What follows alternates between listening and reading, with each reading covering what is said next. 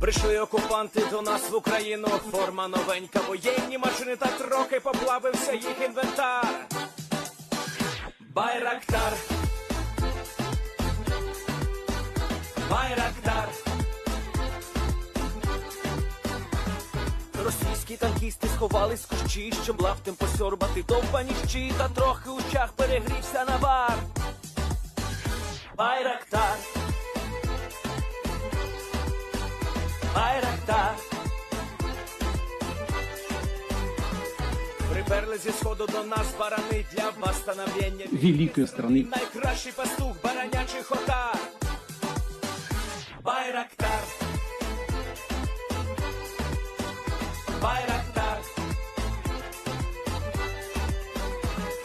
Їх доводи всяке озброєння різне, потужні ракети, машини залізні, у нас на всі доводи є коментар. Байрактар, Байрактар. Вони захопити хотіли нас зразу, а ми зачаїли на орків образу з російських бандитів, робить примар. Байрактар, Байрактар. Російська поліція справи заводить, там пивцю рашистів ніяк не знаходить, хто винен, що в нашому полі глухар. Байрактар, Байрактар. Веде пропаганду кремлівський урод, слова пропаганди ковтає народ, тепер нове слово знає цар. Байрактар. Байрактар. Байрактар. Байрактар. Байрактар.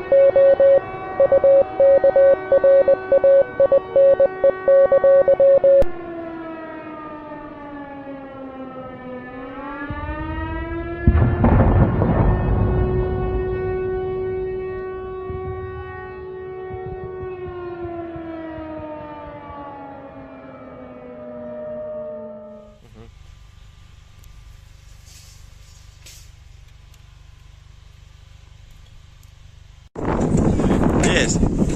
The Leaf Spring Army sends its regards.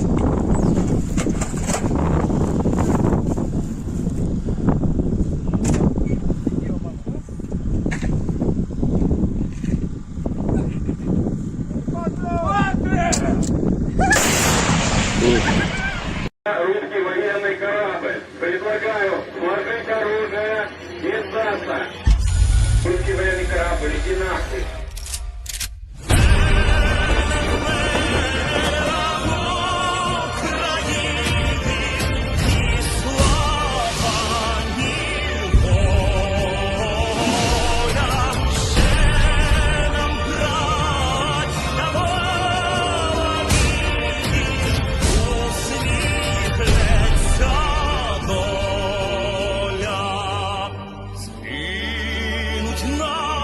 Наші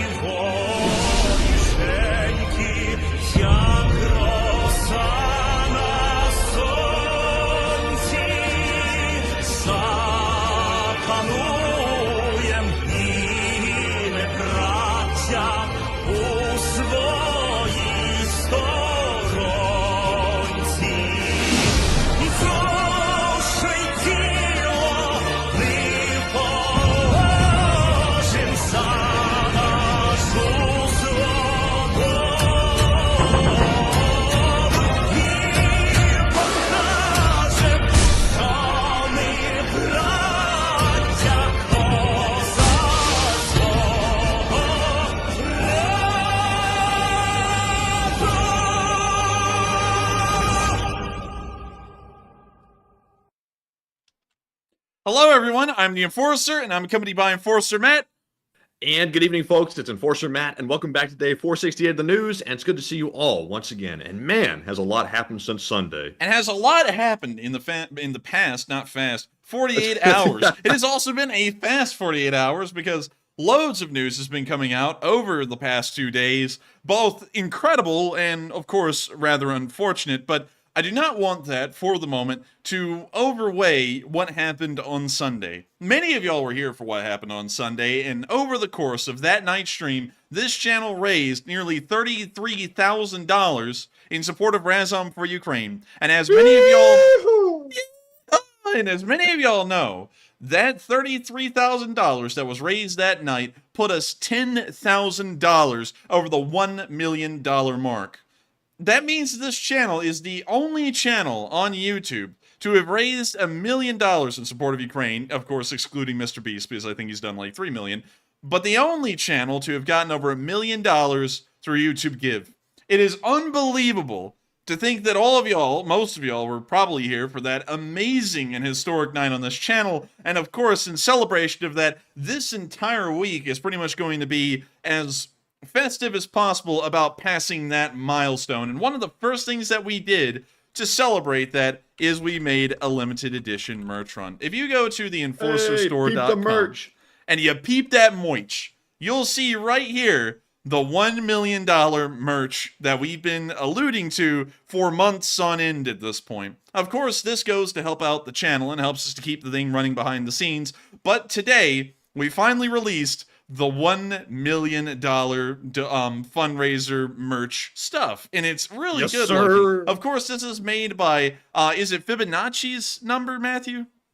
It's made by our artist that has made several pieces of art for us before. It's Elizabeth from California. Super talented, and I love this cute badger design. It's chewing on the $1 million number right there. Super cool to see, and big thanks to Elizabeth once again for helping me out with this, because I am not artistically inclined, and her skills are beyond anything mine will ever be, so big thanks to her once again. Far beyond, and also Thank you. not Thank to you. trash on it or anything. I mean, I'm just, but it's far beyond really both of our artistic talents, really, what Elizabeth from California is able to do. And if y'all want to get this merch, which of course supports this channel and helps us to keep it running, and also gives y'all a little memento or a token of the entirety of the Lee Spring Army passing that $1 million mark, you can actually find the link to our merch store in the description below. It's the first link down there, and if you click on it, you'll be able to find this merch for yourself and be able to celebrate $1 million with us. And I thought it was a great design.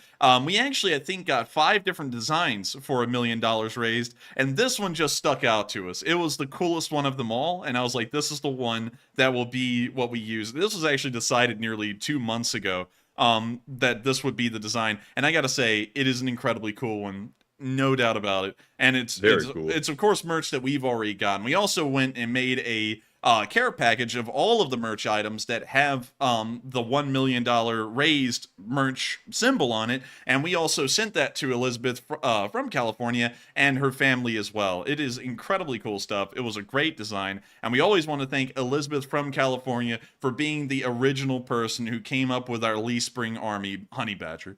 But with that, we're now going to be moving on from the merch store news and out of the $1 million raise news, and of course, right into today's news. And I wish that all of today's news was as high-stepping and, I guess you could say high-flying as the news of us passing $1 million, but as many of y'all know, there is a little bit of unfortunate news that has passed over the past 24, really 36 hours, that, of course, we have to get to and cover, and that is the Nova Kahkovka Dam incident. I'm sure that many of y'all, considering we were not able to run our stream yesterday, already heard that the dam has breached, and with it, millions of tons of floodwater are making their way down the Dnipro River into the Kherson estuary, and of course flooding the entire area from the Zelenskyy sands and all the way up almost to the borders of the Kherson region in the north.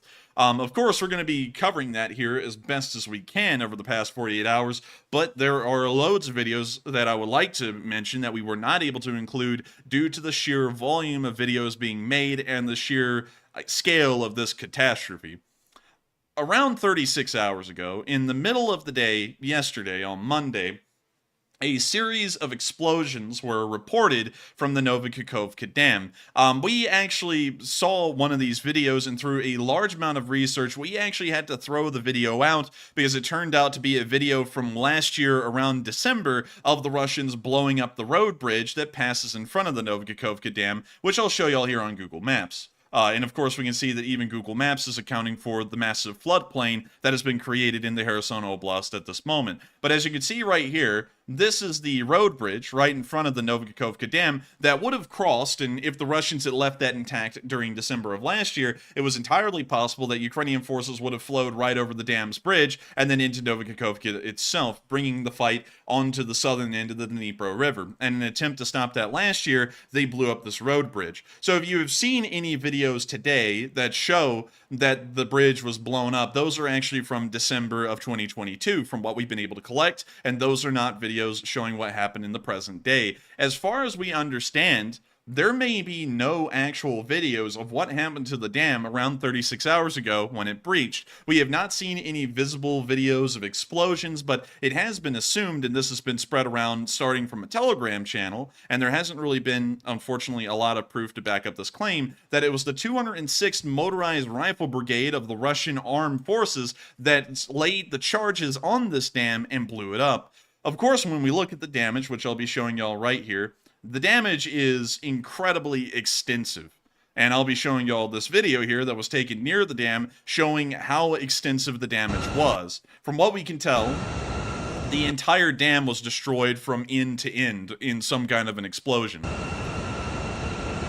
And we can see right here the pumping building, and you can actually see this right about, and let me see if I can find it for y'all, right about here. That is the pumping building, and what you're seeing is the pumping building right there and the water flowing through it, and it appears that the damage has been so extensive, even the foundation below this pumping building was, gave way for the large part for the water to start flooding over.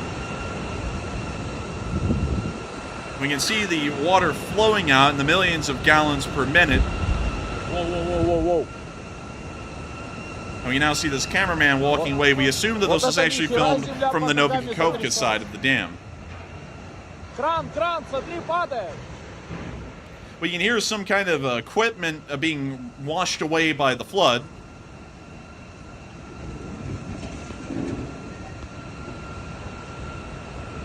Все смывает на пути. And we continue to see some kind of a dust coming up from that area, maybe showing that equipment is giving way due to the overall strength of the water. And that's the end of that one clip right there. We also have satellite footage, well, more so a satellite picture showing the before and after of the dam, before it was breached and after it was breached. And actually, really quickly, I would like to make a quick, deliberate mention of this. I am not saying at this moment whether it was attacked by Ukraine or Russia. We've actually heard 3 separate stories as of this moment as to how this dam may have gone down. According to the Ukrainians, the Russians blew it up. According to the Russians, the Ukrainians blew it up. But we all know at this point to largely omit whatever they say because it's never really founded in reality. And then scientists are actually saying that the dam had been structurally compromised months before, and this is nothing more than a culmination of that structural damage finally, I guess you could say, meeting its maximum stress, and then the dam going and giving way. Those are the 3 options we have right now, and we actually have a poll up about that right now. Of course, one of the leading questions of the night, and we hope that y'all will answer it so that way y'all can see what y'all think. I'm not going to tell y'all either way, but here's the before and after pictures of the dam exploding. And from what we can see here, the damage was incredibly extensive, and this is very interesting because you can see here the lock, which is near to the dam, and this actually allows for ship traffic to travel up and down the river from the higher up reservoir, which is about 20 feet above this part of the river, and for ships to travel up the river and down the river. If we take a look at this satellite footage right here, it appears that the area right near the lock, in fact, the entire, I guess you could say, piece of land right here nearest to the lock is gone in this video. It appears to have been completely swept away along with the dam structure that was over here. The pumping house is hardly standing above water when the satellite picture was taken, and at this moment we are assuming that due to the strength of the current, it has most likely been swept away and is either sitting on the bottom of the Dnipro River a couple of hundred yards down, or has floated all the way down the river and maybe out of the Dnipro estuary or ended up down there. And we can see, of course, the damage was incredibly extensive. Now, if this was structural damage, we would assume that only one part of the dam would have given way, and this is going off of a historical precedent laid out during the Dam Busters raids during the Second World War. When those bombs exploded, it was generally in a single, isolated spot of the dam that the dam would give way, and then the water would flood out. But we're not really seeing that in that satellite picture. It appears to be an incredibly large part of the dam, which may be giving a little bit of flack to the claim the scientists are making that this was structural damage caused earlier, because if it was, only one part of the dam would have most likely given way. But from what we can tell, it was almost two completely separated parts of the dam over here, which is largely a massive island that is made in the Dnipro reservoir area, and then also the dam itself, which both gave way, from what we can tell. On top of that, there were some very interesting notes that were made about the amount of water that was in the Nova Kahkovka reservoir before the dam exploded, or more so fell apart. This is a water chart going over pretty much several years, all the way from 2019, around February or March, and all the way up until the present day. And we can see what the average water level was within Lake Kakhovka all the way up until this dam has ruptured. And if we take a look at this graph, it's showing something very interesting here. The water level, right before the dam exploded, skyrocketed. Almost no water was being allowed downriver by the Russians, which were controlling the dam up till this point, and it had reached its highest point in history of 17.5 meters of water inside of the reservoir.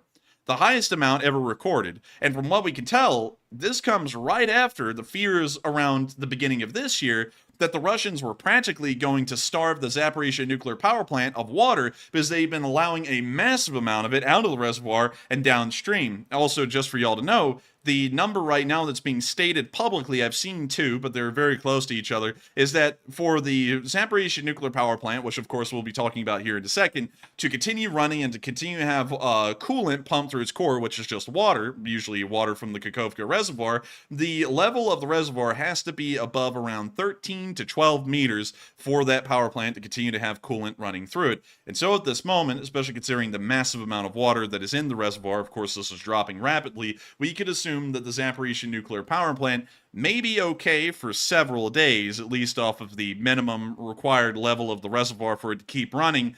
But of course, that's a little in question, and it also depends on how deep the damage was to the dam's structure and how low that goes on the dam itself. But once again, this is a very interesting thing to note when making a decision about whether the dam was destroyed by who, whether it be the Russians, whether it just be damage that was sustained earlier in the war, or even, of course, which I think is highly unlikely, but it's still an option out there, the Ukrainians, is that the Russians were in charge of this dam, and it appears that they allowed a massive amount of water to build up before the dam blew up. Some people are actually hypothesizing that this massive buildup of water that the Russians allowed for was actually to cause even further devastation once they finally detonated charges on the dam and then allowed the flood water to move on down. Because with a higher amount of water, there's of course more volume, there's more pressure, and of course there's more potential flooding that may result from the dam being blown up. And so this is a very interesting and kind of damning graph as far as the theories go as to who may have blown up this dam. Moving on into some of our other news from the dam area, we also saw along the shore some very interesting incidents occurring. These were all filmed, from what we can tell, on the Nova Kahkovka side of the river, and they both show something very interesting right here. Take a look.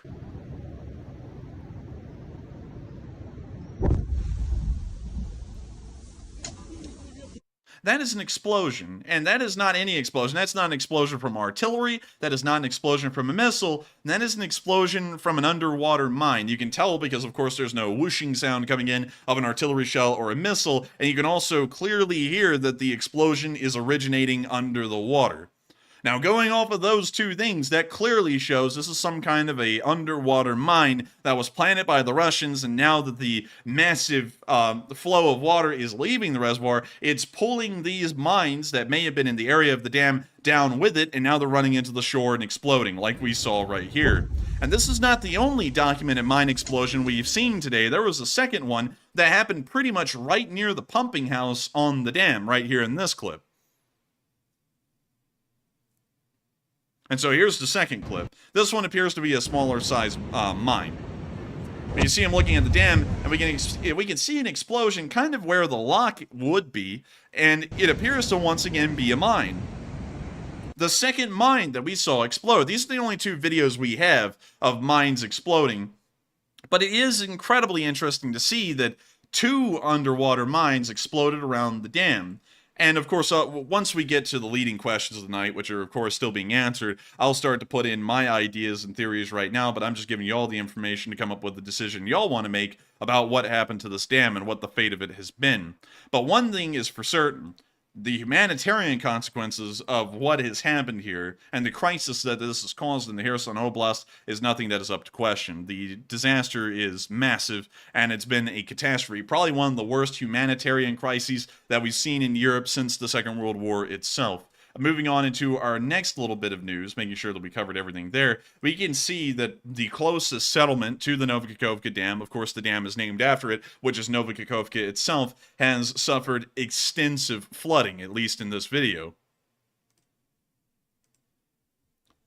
Flooding is, of course, incredibly dangerous, especially for folks who may be elderly or disabled who can't really leave their house as well. If left behind, they will most likely drown in the subsequent flooding, and we can see that Nova Kahkovka already in this clip, which was taken several hours ago, is beginning to suffer heavily from the flooding, with almost the first floor or the first level of every building in the town being filled with water. This means that road traffic is, of course, no longer possible within the area of Nova Kahkovka, and boat evacuations will have to occur from here forward.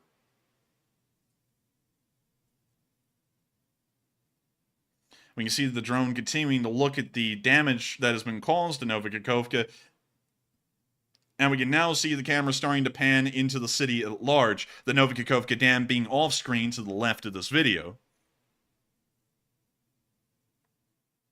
We now see it panning down the river and starting to look more towards the dam, but it has not shown us the dam yet. But of course, you can see... Do we know how much time they had to evacuate before the water overcame the city? Was it an hour or less?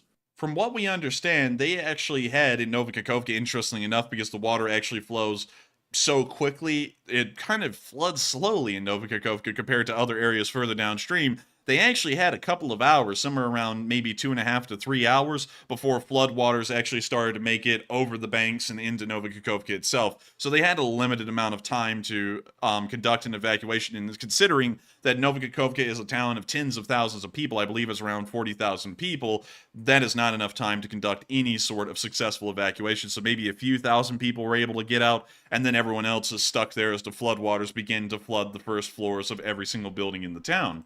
But moving on... The good news is I've heard that Ukraine said there hasn't been any civilian casualties yet, so that's good. Not yet, but of course there are elderly people who may be unaccounted for in some of the houses further downstream, which we will be getting to here in a second. But moving on a little bit further downstream from Nova Kahkovka, or more south, towards the village of Tsukuri, we saw that a Russian soldier or a Russian commander in the area actually made a video and claimed that there was no flooding whatsoever. None at all. There was no water. There was nothing. And I got to show you all this because it's insane to see the level that the Russians go to lie. And I've got to be honest with y'all, of course, not wanting to guide any of y'all's answers to the leading questions we're asking in the live chat, but this is obviously showing that anything the Russians say is a flat-out, bold-faced lie, considering that this guy is coming out with drone footage and videos showing from the entire length of the Dnipro River past the Nova Kahkovka Dam, there is massive flooding that is getting almost 15 feet deep in some areas. This guy is going to get onto a video and say that nothing is wrong at all. You can just walk anywhere you want. There's no flooding anywhere. Сейчас проехал по городу Новая Каховка и, собственно говоря, по тем городам, которые находятся на левом берегу. Люди большей частью спокойны, работают. Вот в нескольких кварталах отсюда вообще не ощущается такое присутствие большой воды. Город Новая Каховка и все города, которые находятся... And you know what's interesting is that this guy is actually sitting here, Matthew, and insisting everything's fine, there's no water anywhere. And while they're taking this video, the floodwaters have visibly risen in the background behind them, and you can see that the almost entire first floor of the Palace of Culture in Nova Kahkovka is laden with water. Typical Russian playbook. That's exactly what they did at Chernobyl, too. You could see the disaster all around, and they said there was nothing to be concerned with. This is, and of course, it's typical Russian behavior. It's unbelievable to see this kind of stuff. in outright, because this guy is literally saying right now, and there's a full translation in the Reddit comments below this thing, but of course I don't want to go down there because sometimes there's some interesting stuff in Reddit comments that YouTube may not like, but this is very interesting because when you read the full translation of what this guy is saying, he's saying there's absolutely no crisis down here whatsoever. People have been seen walking around the streets today. Everything's fine. Everything's perfect. And while they're filming this video, they take a cut to start filming it again, and you can visibly see the floodwaters are just racing into the city and climbing at any given moment. This guy, when he leaves, isn't going to leave in a car. He's going to have to climb in a small boat and then be sent over to where the end of the floodplains is. It's ridiculous. Ниже по течению это и Олежки, это и Голая пристань, это и сам Херсон, и другие населенные пункты живут. And he continues on with this very calm little speech about how nothing's wrong and nothing's going on, while the floodwaters are right behind him. Магазины, работают даже предприятия. Но эта жизнь, конечно же, в связи с этими событиями, вот, This I is guess it just rained real heavy that day, I guess. I guess this is ridiculous to an unending degree. And once again, I'm going to have to be honest with y'all. I will have to tell y'all outright right now, because of course there's already an answer to what has caused this and all of the evidence and information that's led up to it, but we'll be getting to that here in a little bit.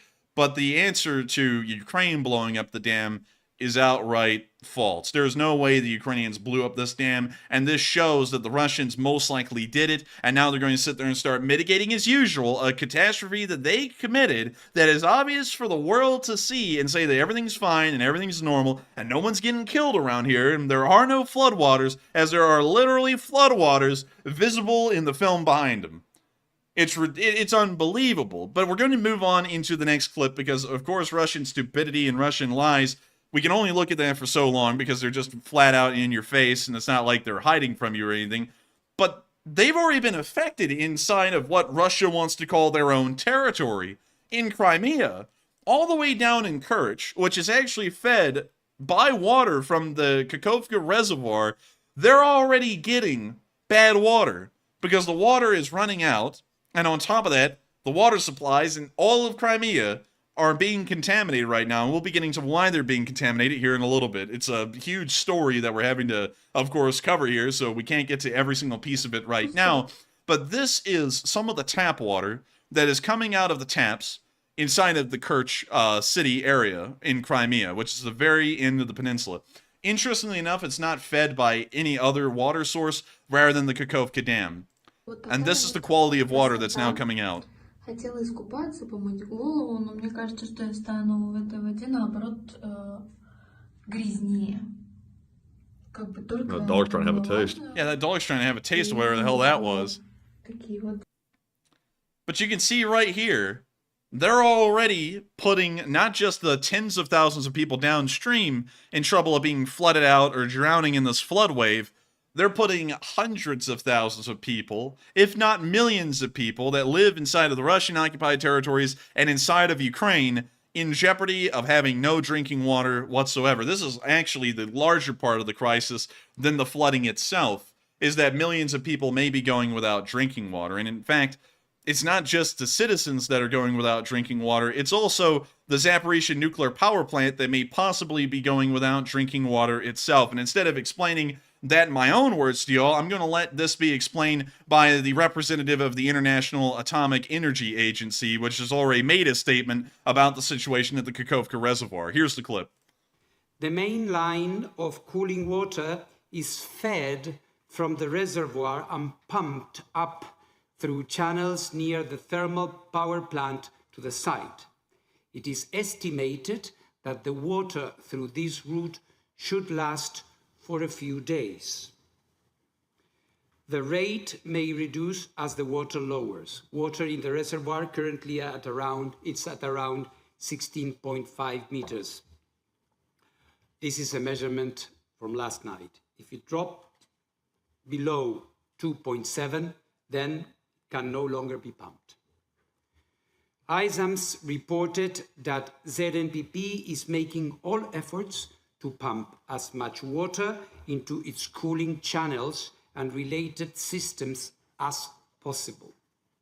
In addition, consumption of water is being stopped at ZNPP to reduce, of course, the consumption. And then the availability of water for this other essential purpose. ZNPP management is discussing further measures to be implemented, and the Eisenstein is in active interaction with them. There are a number of alternative sources of water. A main one is the large cooling pond next to the site that by design is kept above the height of the reservoir. As the reactors have been shut down for many months, it is estimated that this pond will be sufficient to provide water for cooling for some months. The agency will confirm this very shortly. It is therefore vital that this cooling pond remains intact. Nothing must be done to potentially undermine its integrity. I call on all sides to ensure nothing is done to undermine that. The consequences may be grave.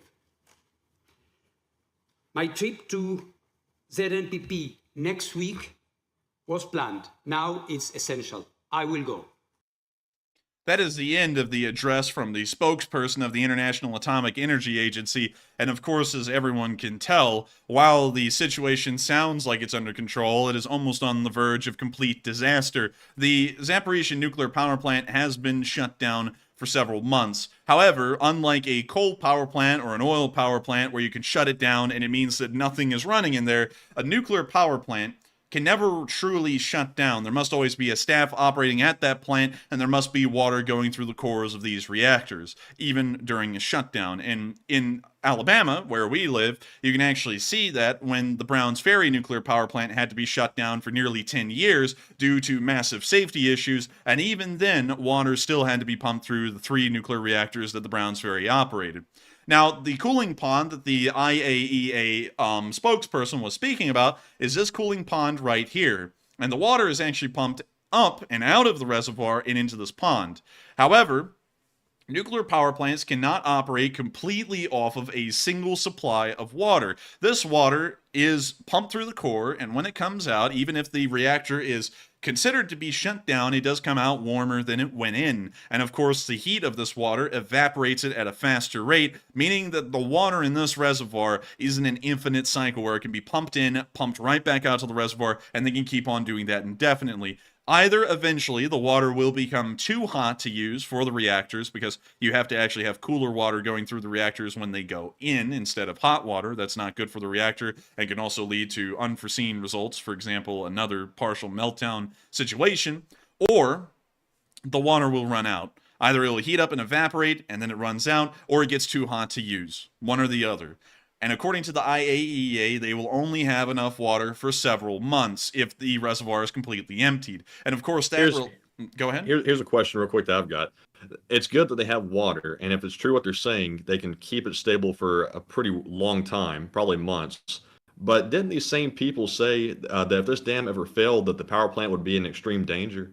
Yes, and this is the extreme danger it's in, because considering that the entire reservoir may be emptied, and to explain the long term over about a half year of what this may mean, if the damage to the Nova Kahkovka reservoir was severe and it goes down to pretty much the very base of its foundation, which at the moment we really don't know because the floodwaters haven't subsided, so we can't see how deep the damage was to the dam wall itself. If the dam wall was damaged nearly below 2 meters of its foundation, where pretty much the entire reservoir empties out, that means that while this power plant may be able to run for several months with the water it has, the chances of getting more water back into its system after those several months are over will practically be non-existent. Because if this reservoir is that empty to where it's below 2 meters of level of water, that means there's no new water to bring into this power plant. So once that water becomes too hot to use, or once it's evaporated off to where there isn't enough water to use, it's going to be in a meltdown situation. There's going to be no water, there's going to be no cooling. And so while it's not happening now, in about 6 to 8 months' time, this nuclear power plant, if the reservoir is emptied enough, could end up melting down. And so right now it is in a incredibly dangerous situation, considering it only has one fallback at this point to stop it from melting down, and that's that this cooling pond miraculously has no damage sustained to it. And of course, seeing that whatever's happened in the Nova Kahkovka Dam, its only other failsafe, which was the reservoir itself, has ended up in being in the process of emptying out. If this cooling pond for some reason gets hit or damaged and it empties out, that reactor goes into a meltdown immediately, and in a few months' time from now, it will begin to melt down just because it won't have enough water to keep the cores cool. So it is a very dangerous situation they're in right now. It's just that it's going to take a couple of months for the thing to finally get into its critical stages where something must be done, otherwise the plant will explode. So it sounds like the IAEA is really downplaying it to me, because while it's under control, it's like a hair away from being a complete disaster. I can understand why they don't want to cause panic, but at the same time, they're kind of underselling the issue a little bit. Yeah, it's a very dangerous situation. This would be like, for example, because you and me, Matthew, we did plenty of research, and in case y'all are wondering why in the world are we talking so much about nuclear power plants, back when this channel first started covering the war, we actually were planning on already covering other information of different news around the world, and one of those things was the Browns Ferry nuclear power plant here in northern Alabama, which has actually had a decent amount of safety issues over its running time, and it's also caused a lot of concern in Alabama about how dangerous this thing may be. And through reading up all about it, we got a fairly good idea. Of course, not how a nuclear power plant specifically operates, nuclear fission and all that stuff. Of course, we don't know about that. But we got a good idea of what would be the worst case scenarios for a nuclear power plant and how they would most likely be able to operate in an emergency. Because, Matthew can tell you, we did loads of reading on the Browns Ferry power plant and how it operates. And while, of course, I believe it's a boiling water reactor, and the Zaporizhzhia nuclear power plant is a graphite reactor, they pretty much operate the same way as far as cooling is concerned. And in the Browns Ferry area, the Tennessee River is its reservoir. Much like the Zaporizhzhia nuclear power plant, it also draws its water in from the Tennessee River, or Wheeler Lake as it's called, and into these cooling ponds here. And so of the Tennessee River, which the dam is somewhere down here actually, I believe, and let me try and find it. I think it's... Wait, hang on. Never mind. The dam is somewhere down here, though, if I recall correctly. But anyways, if this reservoir was to empty for some reason, the Browns Ferry nuclear power plant would also be in a fairly similar situation, and it would be incredibly dangerous for the plant operators and everyone else in the area for that nuclear power plant to be in that situation for long. And so we're looking at a very dangerous situation at the Zaporizhzhia nuclear power plant. Of course, not immediately dangerous, but it will be dangerous going into the next several months if this continues to be as bad as it is. And so with that, we're now going to be moving on from the Zaporizhzhia nuclear power plant and back on down into the area of the Nova Kahkovka reservoir and the Dnipro River south of that. And we can see down here, once again, the situation appears to be bad. It appears that whatever happened, the Russians, the Russian forces in the area manning the defensive positions on the southern end of the Dnipro River, didn't even get any heads up or warning themselves and began to fall back from the river. And this can be seen here in this video, as it appears that they are pretty much having to trudge through the floodwaters themselves to get out. When you see this unit was actually caught in the flooding and is trying to make its way to higher ground further south. And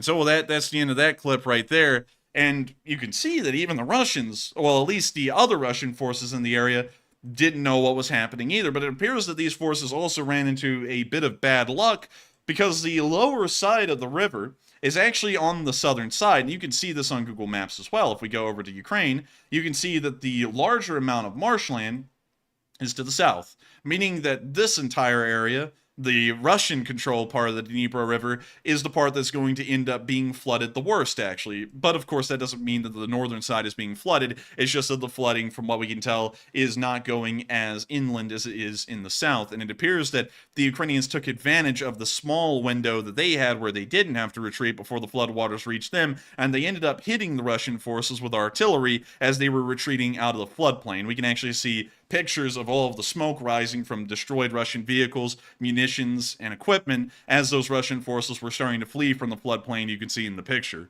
So it appears that while the Russians were caught off guard, the Ukrainians were able to get some quick shots off on the retreating forces and maybe inflict large damage, although we don't know where those fires were actually coming from or what was hit to cause those fires. We're now going to be moving on a little bit further down the river and practically down its entire length from here forward, and starting off in the village of Lvove, where we saw that flooding was already overtaking homes in this town and reaching a pretty high level, practically the ceiling of the first floor of this building. Вот такі діла у нас плохі. Достаємо последні вещи, які уціліли. Вода вже почти під потолком. Що можемо, достаємо, що не можемо, стираємо. Вот такі у нас діла. Вон хатка. How's this guy filming this? I'm guessing he just kept the camera above water. I don't know how, but I'm guessing that's how he did it. And we can also see... If he's floating, like, that's the steadiest hand I've ever seen with somebody floating. I got to tell you, that is honestly some amazing camera work. But also, what's not that amazing, though, is how bad off that water is. And that water is not black because it's getting a whole bunch of soil in it. From what we heard, 150 tons of motor oil ended up going into this river because a motor oil storage facility was flooded over. And then so now 150 tons of motor oil has been mixed into this water. And so some of its black color may be coming from that because it was not that far upstream from what I've been told. But with That's that, like a Hurricane Katrina type water. yeah, it is. It is that kind of water where you need some kind of treatment after you get out of it. It is not good water whatsoever. And moving on down into the village of Tiahinka, hopefully I'm pronouncing that correctly, we can see some Ukrainian soldiers rescuing a dog from this village on a boat. Ukrainian rescuers and Ukrainian citizenry, much like this citizen right here, have been going through every effort they can to rescue any person or animal that they were able to find. And this dog was quite lucky.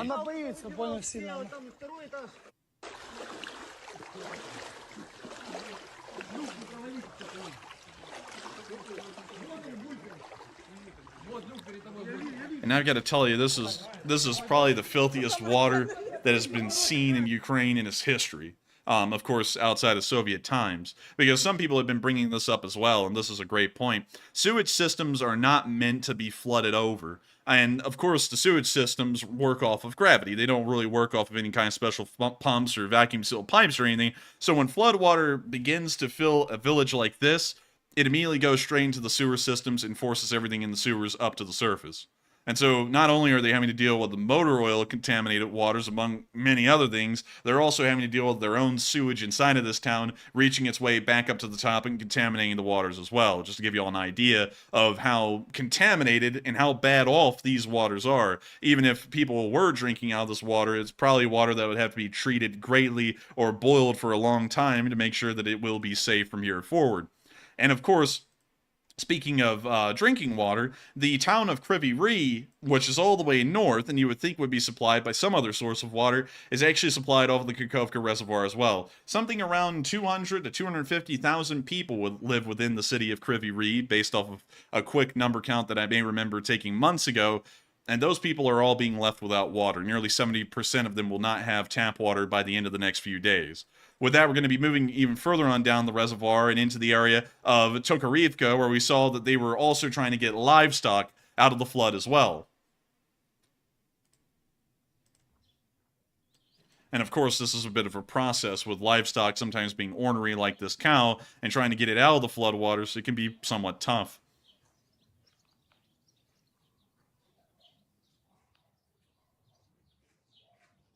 See some people getting their dogs out. And we can see Ukrainians, of course, handling it all in stride with smiles.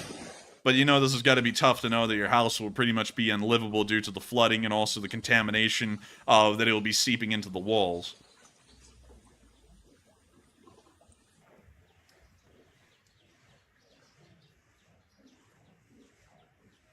It's hard to believe that Ukraine's going to have to basically undertake, like, hurricane-style evacuation like options in the middle of a war. It's really insane, honestly, and no one would have ever thought that this would have happened. But getting on further down the reservoir, we can also see the fast-moving water, and we assume that this video was taken from somewhere around Kherson city itself. Here's a clip of the fast-moving water. Now, this kind of water is going so fast, in case of any of you are like, well, what's the point of looking at the water? Of course it's moving fast. This kind of water is moving so quickly that if someone was, for some reason, to be swept up into this, they will never get out of it. They will drown inside of this fast-moving water. І там згорить, а там ще взривається, коротше. Боже, а як воно розливається? Яка тут скорость течення, я навіть не представляю. Ви просто подивіться. Я ще ближче зроблю. Це жахіття. А як воно горить, боже, хлопчики, красавці. Слава ЗСУ. And so with that, that's the end of that clip, and we're now going to be moving on practically all the way down the reservoir, or more so the river, down past the reservoir, into the area of the city of Kherson.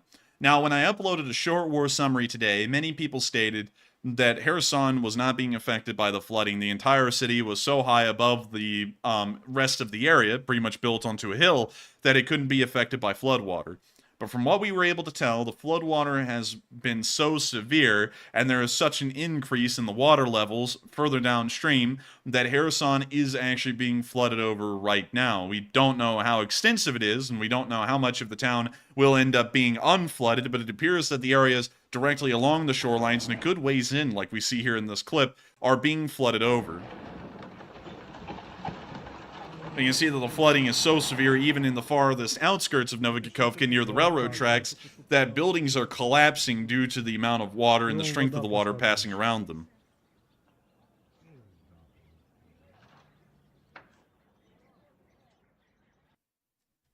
With that, we're now going to be moving even further down into the city of Kherson, where we also saw another clip of the water rising in Kherson itself. And this is actually a translation right here of the camera person.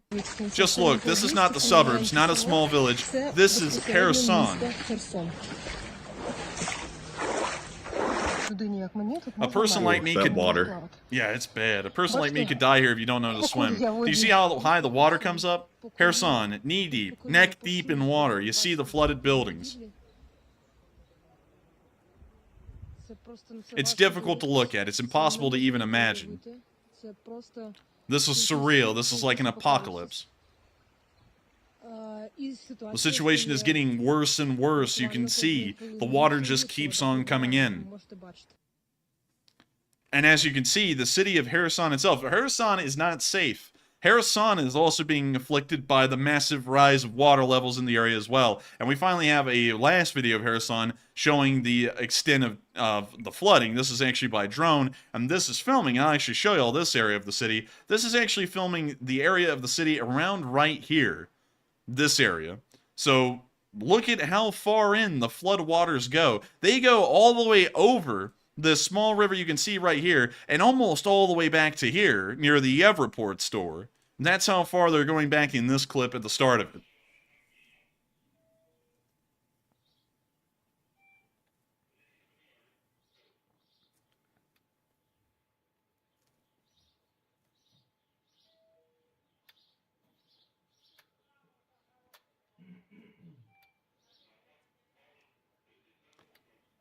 And it appears that the flooding stops around the area of the Yevroport store, but it goes all the way into the city that far. And that's quite a ways. And we also have a map that was made by, I guess you could say, the Ukrainians, showing what the flooding would bring at its worst. And so going off of this, we can get a pretty good idea of how extensive this really is. And so looking at this map, and if we zoom in here, to the area of Kherson, we can see that they assumed, and this is at the high level, I'll actually go out here to show y'all, the dark gray area is the coastline in a 15-meter water rise. And if we zoom into Kherson, it shows that at the highest, the water would make it only a few blocks inland past that river. But that video we saw from a drone a minute ago showed it going almost all the way up to here at the Yevroport store in this area. That means that the water has risen higher than 15 meters. And that means that this entire area you see highlighted kind of in this reddish color will be flooded with water by this point. And considering that they say in a few hours the waters will reach their highest and then begin to subside afterwards, that also means that even more of an area will be flooded, considering that the water hasn't even risen to its highest level yet. And that means that everything in this area is flooded. That means that what we've been looking at, which is the Zelenskyy Sands National Nature Park, which up till this point has appeared absolutely massive in size, is going to be completely submerged by the floodwaters from this dam exploding. And that is absolutely insane to think about. And an atrocity to a scale that no one could even imagine up till this point. It's not even something that the Ukrainians believe would be possible with the amount of water going downstream. And so, with that, that is pretty much all of the news that we have from the Nova Kahkovka Dam flooding and everything going on subsequent to it. And now it's time to hear what y'all been thinking in these leading questions that have been asked about this dam breaching and then flooding the area south of it and everything going along with it. And so with that, Matthew, what have folks been saying about it? All right, so our very first poll said, last night, the Nova Kahkovka Dam was destroyed, and was the dam attacked and or who carried it out? 86%, the majority, said it was attacked by Russia, 5% said unsure, 2% said it was attacked by Ukraine, and 7% said it wasn't attacked and it collapsed on its own. And for me, I'm going to be with the 86%. I think it was attacked by Russia, but I don't think it was attacked in the way we all think it was attacked. But I'll get to that later.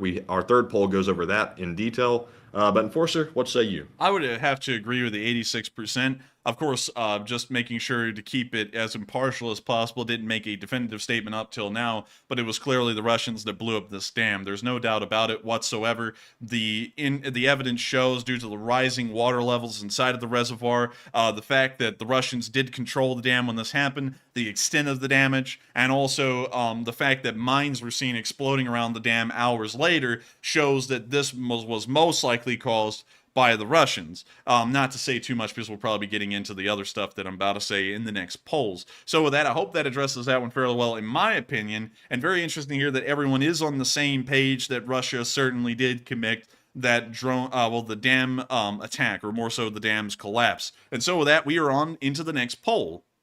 All right, and our second poll says, Ukrainian officials say the dam is the quote-unquote biggest civilian infrastructure attack of the entire war, and what are your thoughts? 85% said yes, it is the biggest attack yet, 9% said unsure, 4% said no, there are larger attacks, and 2% said it wasn't attacked.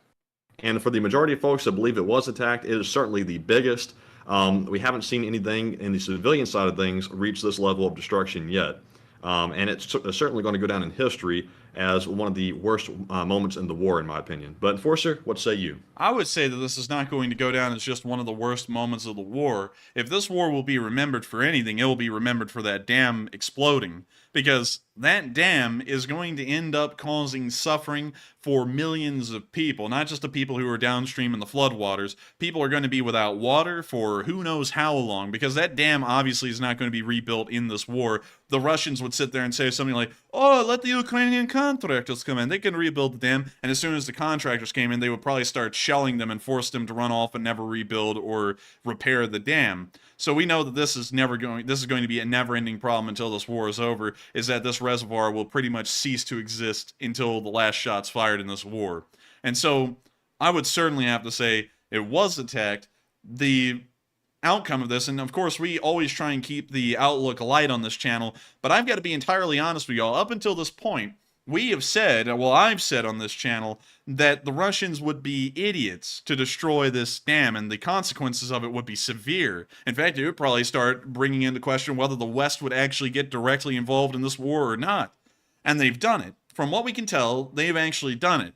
And I wouldn't have believed, of course the Russians were stupid enough to get involved in this war, but I wouldn't have believed that their idiocy would have gone to the point of destroying this dam, whether it be through a pretty much underwater mine accidentally hitting it and then exploding and destroying the dam, or whether it be deliberate detonation charges set onto it and then they blew it up that way.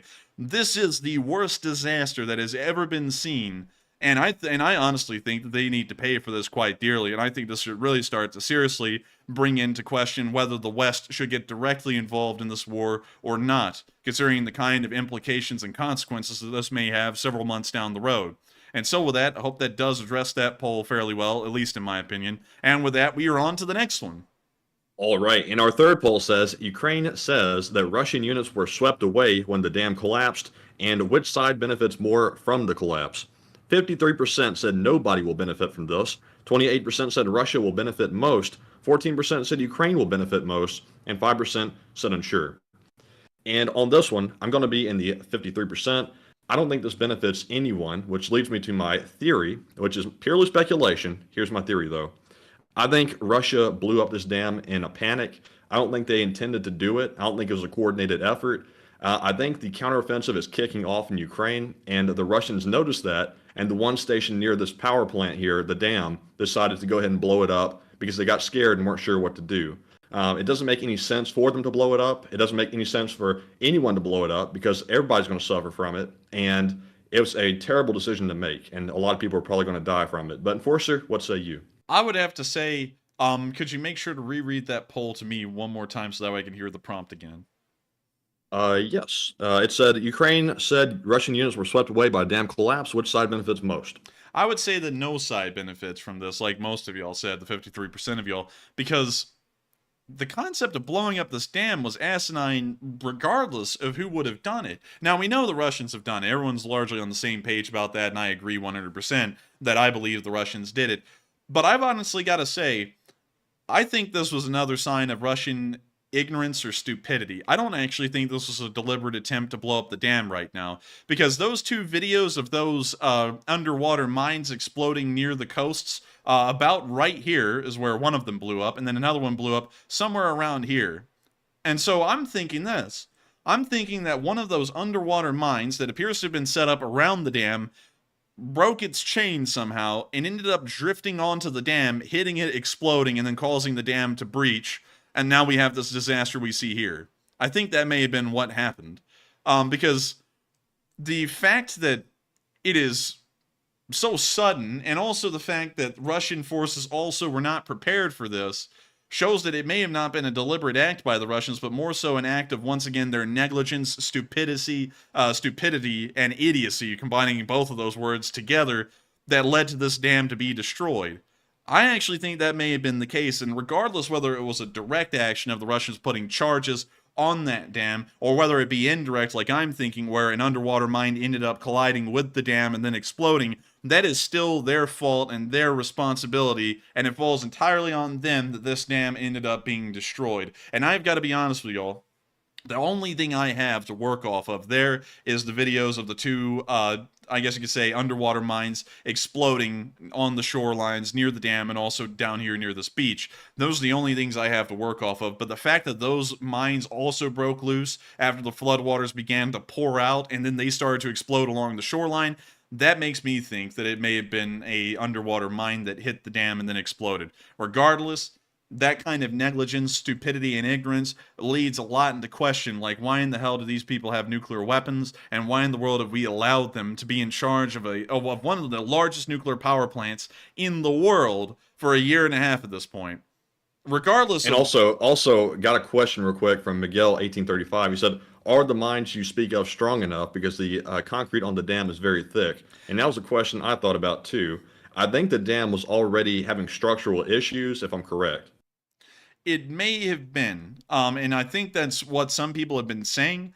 So actually hearing that, I'll have to correct that a little bit. I'm not going to be as gung-ho about it being a underwater mine, because thinking about it, and let's go back. Let me show this, because there's actually some very good validity to countering the claim that it was an underwater mine, actually, because if you look at the before and after of the dam, it does appear that it was pretty much blown away from one end to the other. So here's the picture before, here's the picture after, and you can see that pretty much everything from this end, near that small little island, all the way to its dam itself and about halfway down, was completely destroyed. And so it would be pretty odd, considering that we saw how big the explosions of those underwater mines were, for the entire thing to have been blown up by just one of those. And also it would have been very surface level, nearer to the top of the dam, considering that they float. So I would actually, you know what, going off of that and seeing this again, I'm going to have to revise my theory and completely throw it out the window, because I don't think it was an underwater mine. It probably would have had to have been deliberate, considering the extent of the damage. And so with that, I hope that it had to be wired up from the inside somehow, because I don't think simply floating a mine down the river is going to do that. Yeah, looking at this again, I don't think that could have been caused by a single underwater mine, so I'm going to have to eat my foot on that one. This was certainly a charge that was deliberately set by the Russians and then blown up. So with that, I hope we address that one fairly well, but the Russians are certainly to blame for this. The dam is not benefiting anyone, and even if they did blow it up, once again, Russian communication is showing that it's non-existent, because they didn't even notify any of their other units along the river that the dam was being blown up and they were going to be in the flood zone. So with that, I hope that does address that fairly well, and we are on into the next one. All right, and with that being said, we are all out of polls for now. So we're moving on to our Super Chat questions. And up first, we have a very generous $90 donation from none other than Mark, Field Marshal of the LSA. The Enforcer has appointed a new rank. He tells me it's the highest rank. Enforcer, would you like to tell us more? Yes, we have decided to give Mark another promotion. As many of you all know, Mark is the carrier of the fundraisers as far as our last fundraisers have gone. And he was the one that was pretty much responsible for us getting over that $1 million mark. And so in honor of that, we want to give him the highest honor, the highest rank that could be bestowed upon anyone in the Leaf Spring Army, which is that of Field Marshal. So from here forward, although Mark's name in the chat right now is Mark General LSA, we're going to be calling him Mark Field Marshal of the LSA, because I think it's a very deserving title and one that he certainly earned through the massive amount of support. Practically, I would say, maybe around $100,000 or more of support that he has given through this channel's fundraisers alone. He has been a massive part of how this channel has been able to reach $1 million, and so I think he certainly deserves the rank of Field Marshal of the LSA. And so with that, hope that does address that fairly well, and let's hear out what he had to say. And Mark said, Stoltenberg said something interesting. Like it or not, or zone of conflict with Russia is on the Ukraine-Russia border, so Ukraine has to be in NATO. Also, Putin made sure he killed Crimea too, worth 95% of its water gone. And I thank you so much for the support, Mark. Of course, the huge support and helping the channel to keep on running. And I would certainly have to agree with you on that, is that what Stoltenberg said is largely true. He ended up screwing over Crimea. He really screwed over everyone. Well, Putin did in this area, or Russia did. Everyone in this area is deprived of drinking water now, or any water for any matter, even if it's for industrial use, no water whatsoever anywhere. And so I would certainly agree with what Stoltenberg said in that regard. Nobody has water, including everyone in Crimea, and also Ukraine has to be in NATO. And I think, considering what's happened at the Nova Kahkovka Dam, it should be brought into serious discussion that Ukraine not just is brought into NATO at the end of the war, but possibly brought into NATO while the war is still going on, under the threat that we may get directly involved in it, considering that the Russians are willing to possibly put a nuclear reactor into meltdown and also deprive millions of people of drinking water, which both of those, and also the food security situation, because that water is also used for agriculture, and considering that there will be no water for agriculture in that area, it also throws into question the food security of many areas around the world, and it may be possible that we see a large-scale famine because of that dam being blown up. And for all those reasons, I would say it probably deserves question whether Ukraine should be brought into NATO sooner rather than later, and whether we should get involved or not, especially depending on what happens to that nuclear power plant. And so with that, thank you so much once again for the massive amount of support, Mark, and of course, helping this channel to keep on running, because it is folks like you who have helped to make this channel possible, helped it to keep on running, and helped us to get all the way up to that $1 million mark. And so with that, thank you once again for support, and I hope that does address that fairly well. And with that, we are on to the next one. And real quick, before we move on to our next super chat, I just want to say I saw something interesting from Richard Rohde. He said in the live chat, didn't Russia tell folks to evacuate the Kherson Oblast area over the last month or so due to the impending counteroffensive was the official reason? And they did. And when you said that, something clicked in my head. They also told the folks around the power plant to evacuate as well. And Russia's been evacuating a ton of people from that area. And I speculated, I think the Enforcer did too, that something big might be coming is the reason why they're doing that, beside the counteroffensive. And maybe this was the big thing. So that might defeat my theory that it was a panicked option that they took to blow the dam up. That's another theory. And really, honestly, while we're kind of trying to go with a hardcore theory right now, really any theory is open for interpretation about how the Russians blew up the dam. Really, all of them are about on the same footing of truth or accuracy, because we really don't know the exact details of what led to that dam being destroyed, and why the Russians destroyed it, how they destroyed it, and everything involved in that process. All we know is that the Russians did blow up that dam, and the consequences are clearly being seen right now. And so with that, I hope that does address that fairly well once again, and we are on to the next one. All right, and our next super chat goes to Cindy Mitchell, who puts in a $50 donation. And thank you very much, Cindy, for that support. Hey! She says, Tucker said, quote unquote, he is here eating pizza with us, LSA, for the pizza fun. To the you-know-where, Matt and LSA. And thank you so much for the support, Cindy Mitchell. And I like how he says, we are here. it's like we have arrived. And I got to thank you so much for the support, Cindy Mitchell. And it is great to hear that you are watching the stream with Tucker. And it's always great to hear that folks are enjoying pizza behind the scenes and also supporting the pizza fund. We love pizza, me personally. I love it from a local pizza store called Capella's, which is a great pizza store. If y'all are in Birmingham, y'all need to go try it and eat it. Kind of a weird place for a plug, but still great pizza. And also, thank you so much once again for the support, Cindy Mitchell. And thank you, Tucker, as well, for being a part of this Leaf Spring Army and supporting this channel, because both of y'all help this channel to keep on running behind the scenes, so that way we can keep reporting news, both the great and the bad news, like we've seen in the Kakhovka area, in the Kherson area today. And so with that, thank you so much once again for support. I hope that does address that fairly well. And we are on to the final question of this segment, and then we'll be moving back into the news. And real quick, Cindy Mitchell did request a live chat question, and it'll go to Mike Perez, who says, do you think the Russians did this deliberately to the dam to make the power plant a dirty bomb?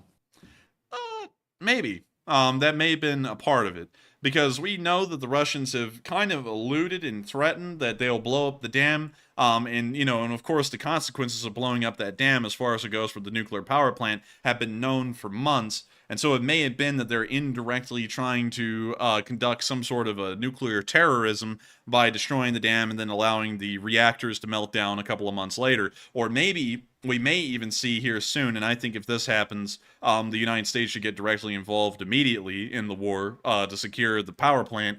But we may see that the Russians go, oh no, look, the cooling pond has a rupture in it, and then it just starts flooding out all of the water it has, and then the plant may go into a meltdown. Because considering that the Russians were idiotic enough to blow up that dam, I really would have to say, and I've been saying this for a long time, the Russians wouldn't be that stupid and that idiotic to go that far and blow up the dam. I really don't think it's out of question anymore whether they would do something to try and cause the nuclear power plant to go into a meltdown. And y'all know, I'm not one for fear-mongering or hyping anything up, but considering that I thought that it would be as impossible for them to blow up that dam and take that decision as it would be to cause this power plant to go into a meltdown or try blowing up this plant, considering that they blew up the dam, I don't think it's that out of the question that they would be going for the nuclear power plant as well and trying to cause some kind of damage that would lead it into a meltdown. And considering that, and of course I'm having a little bit of silence here because I'm trying to carefully think out my words, but considering that that is the case and that may be the situation we're looking at, I think that it may be time that we really start to ask, should the United States get involved in a limited scale in this war to create some kind of a neutral zone around the nuclear power plant and to secure it so that way nothing else can happen possibly to the plant that would cause catastrophic results for the area for the rest of all time and maybe even the rest of the world as well. So with that, hope that does address that fairly well. And thank you so much once again, Cindy Mitchell, for sponsoring that live chat. And with that, we are on to the final question of this segment, and then we'll be moving back into the war news. All right. And also, one other thing I want to point out from the live chat, I see some folks saying that we reported either a few weeks or a month ago that the dam was rigged with explosives. I think y'all are confusing that with the nuclear power plant. Russia had stored some explosives next to one of the reactors. To my knowledge, there have been no public reports stating that the dam was wired up with explosives from the inside or anywhere on the dam.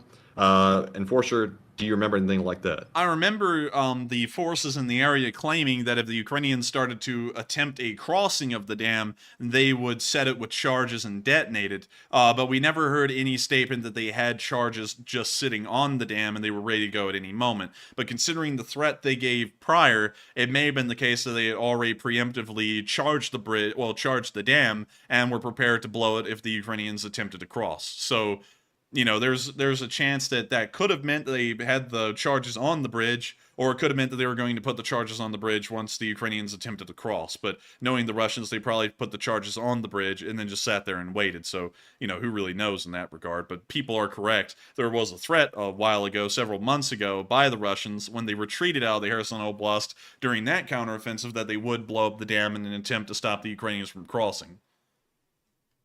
Interesting. So to our knowledge, there were no explosives necessarily in it at the time that report came out, but they threatened to wire it up. Yes. Okay. Yeah, that's what I was thinking. Because I saw a few folks in the chat say that maybe the thing was already wired up, but I think they're getting that mixed up with the power plant. Yeah, because we heard that the power plant, according to the Ukrainians, had forces on top of it, and it appeared that it may have been charged with explosives. But that is according to Ukrainian satellite and intelligence information, and hasn't been visually confirmed by the IAEA or any other investigative organization that has made their way to the plant.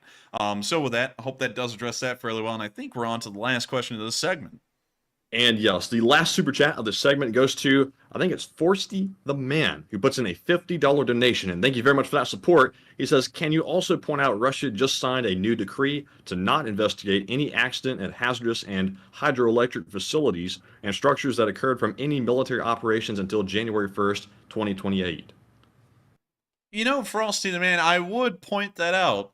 But that's news to me. I actually had not heard about that until you just sent that in. I actually have no idea about that. If you could, Frosty the Man, send a DM to Matthew on Twitter. Well, actually, to our Enforcer account on Twitter. But Matthew will look at it, and then he'll probably shoot it over to me or tell me that it's there. So that way we can take a look at that here in a second. Because I actually hadn't heard about the Russians creating a decree like that until you just sent that in.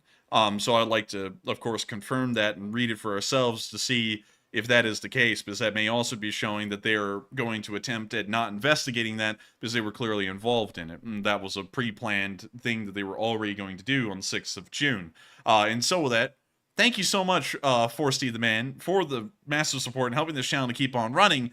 And thank you for sharing that with us, because if that is true, and if we can see the decree, that is damning evidence right there that the Russians were most likely pre-planning this bombing of the dam. And so with that, thank you so much once again for the support, and thank you for sharing that with us. Make sure to send that over to us so we can take a look at it on stream, and let me know, Matthew, if you see it on Twitter, so that way we can hop over there and look at it in a little bit.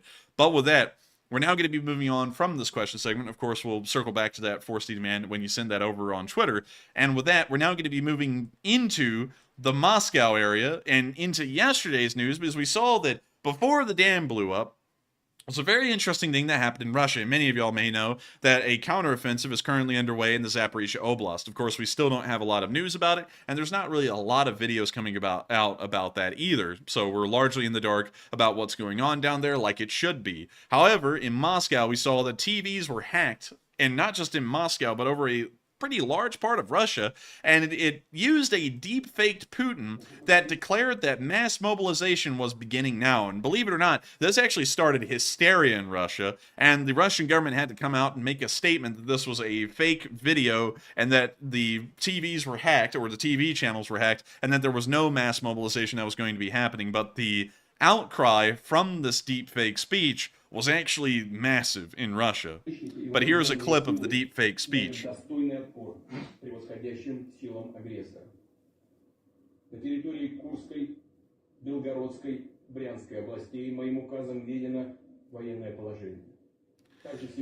And I gotta be honest, that is a very impressive deepfake right there.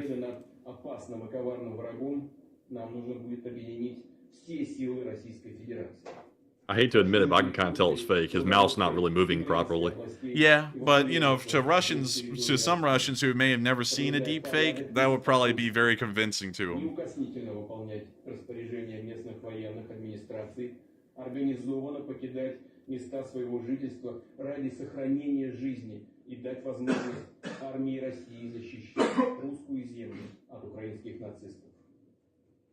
Man, that man's got a Mercedes baseball cap.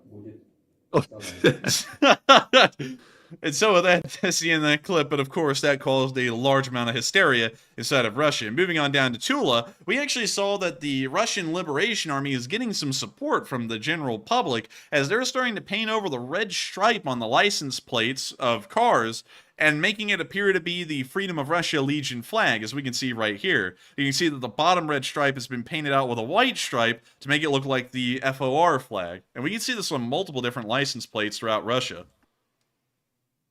Very interesting.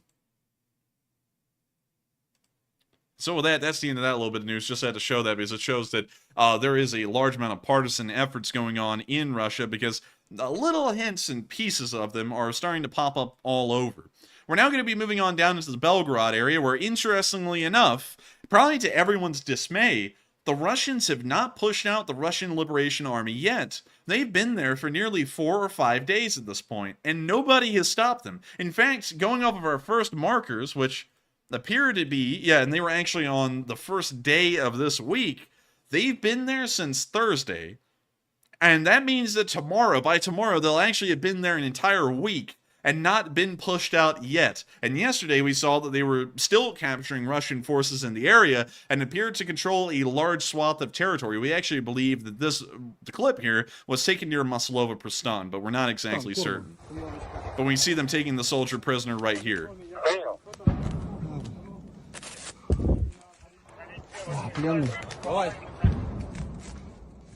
Пленные пограничники. Бой продолжается, зачистка идет. You see them, of course, in high spirits as usual, and now giving the guy a cigarette to smoke. As they say, the war is over for this guy here. We're now going to be moving on from that little clip, most likely from the area of Maslova Pristan, and further down where we saw that the Freedom of Russia Legion, according to reports, has started to make appeals to the public that they need to take shelter so that way they do not become the victims of Russian artillery shelling from the Russian army, not the Russian Liberation Army. This is, of course, not surprising. We already saw them dropping white phosphorus on Russian Liberation Army forces last week, actually before Sunday.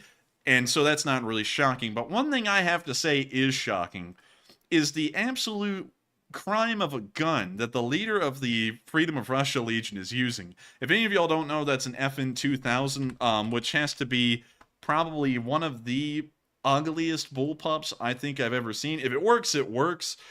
This was actually, I believe, tried out for army trials for a little bit in the early 2000s, but it wasn't adopted due to massive problems with the rifle that didn't really meet army standards. But it does shoot a 5.56 cartridge. It is a bullpup, so it still kind of like fits the bill on a couple of other categories that the army was kind of looking for. But that's actually our first recorded instance of an FN 2000 or an F 2000 being used anywhere in the war. I've never seen one of these things in the war before, and I've got to be honest with you, I think he needs to get like a Springfield Hellion or something else, because I have a feeling that thing, I don't know. It does have a built-in scope, though. There's actually a little built-in scope up there on the top part of the rifle, but still, in my honest opinion, I have seen one of these things in real life, and I have held it. They feel pretty cheap, and also no one really has anything good to say about them. But anyways, we're going to be moving on from that. Still want to point out that small little tidbit because I've never seen an F-2000 in the war yet until now. We're now going to be moving on from that little bit of news and on into the area of Voznesenovka, where we saw a RLA mortar at work. Just to clarify this as well, from here forward on this channel, we're calling the combined forces of the Russian, the Freedom of Russia Legion and the Russian Volunteer Corps, the Russian Liberation Army, to try and make the statement smaller and also get across the point that it's an allied Russian partisan force that is in the area. But here's the clip.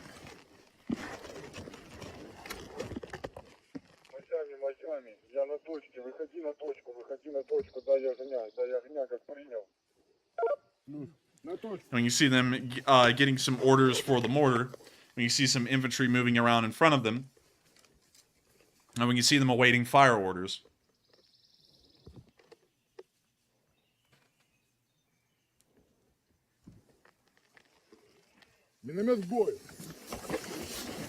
We now see them packing up the mortar, and now they're moving forward. And And we see the cameraman here carrying the ammo box. A key part of the mortar crew. Of course, without the ammo, the mortar can't operate. We now see them setting down the base plate, setting up the mortar and its bipod, and getting it ready to fire as he sets down the ammo case.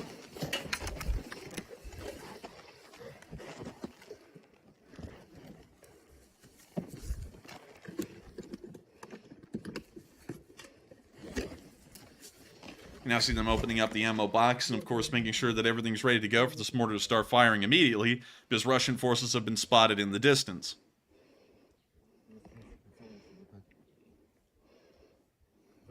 They're still making adjustments on the mortar, and they're now getting the rounds ready to fire.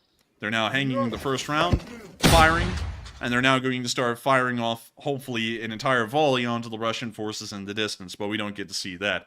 We're now going to be moving on into our next clip, where we also saw the leader of the Freedom of Russia Legion taking a moment to read off the rights under the Geneva Convention to a captured Russian soldier later on in this night.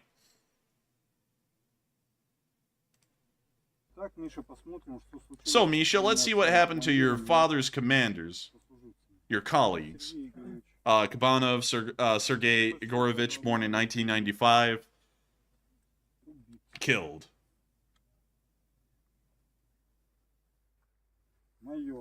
Major, military rank, chief of staff of a motorized rifle battalion, deputy battalion commander, 1009th Motorized Rifle Regiment, killed.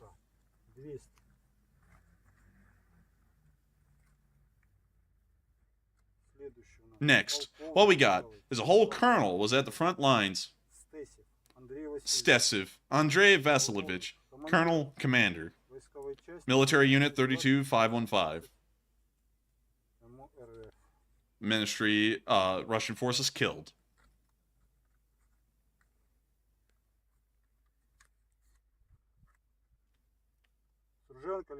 Sergeant Alexei Nikolaevich, born 1957 in the Belgorod region. 66-year-old man went to war for Putin. He didn't care to. Be content with his grandchildren. Killed.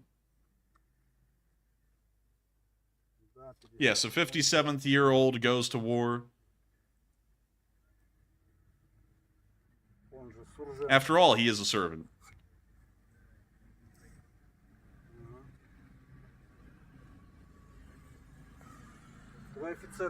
Your officers prepared the Russian army in this way, that everyone was killed. Chefs are at the forefront. They carry out duties. You don't know how to fight. You can only try to bombard the enemy with corpses. And now against my brothers in arms, they are. Firing, leveling with the ground, settlements. Bombing them with carpet bombs. With salvo fire from multiple launch rocket systems. And also just artillery fire by area, destroying all the property of the citizens, which their comrades in arms did not plunder beforehand. Understand? This is how Putin's army is fighting, and this is Putin's power, which is interested in neither you nor your comrades. And we need to think about whether it's time to put an end to this stuff. Maybe the weapons should not be directed towards Ukraine, but towards Moscow, where these Putin ghouls sitting in the Kremlin. Think about it, Misha. And we now see him walking off there at the end of the clip, but a very interesting little speech right there, reading out his rights to possibly turn and start fighting against the government that he once was serving just hours before. With that, we're now going to be moving on. All right, and also, real quick, Enforcer, I found the article that everyone was referring to about Zelensky's statements about the dam being mined up a while back. I see a BBC article here from October 2022. That was last year in October.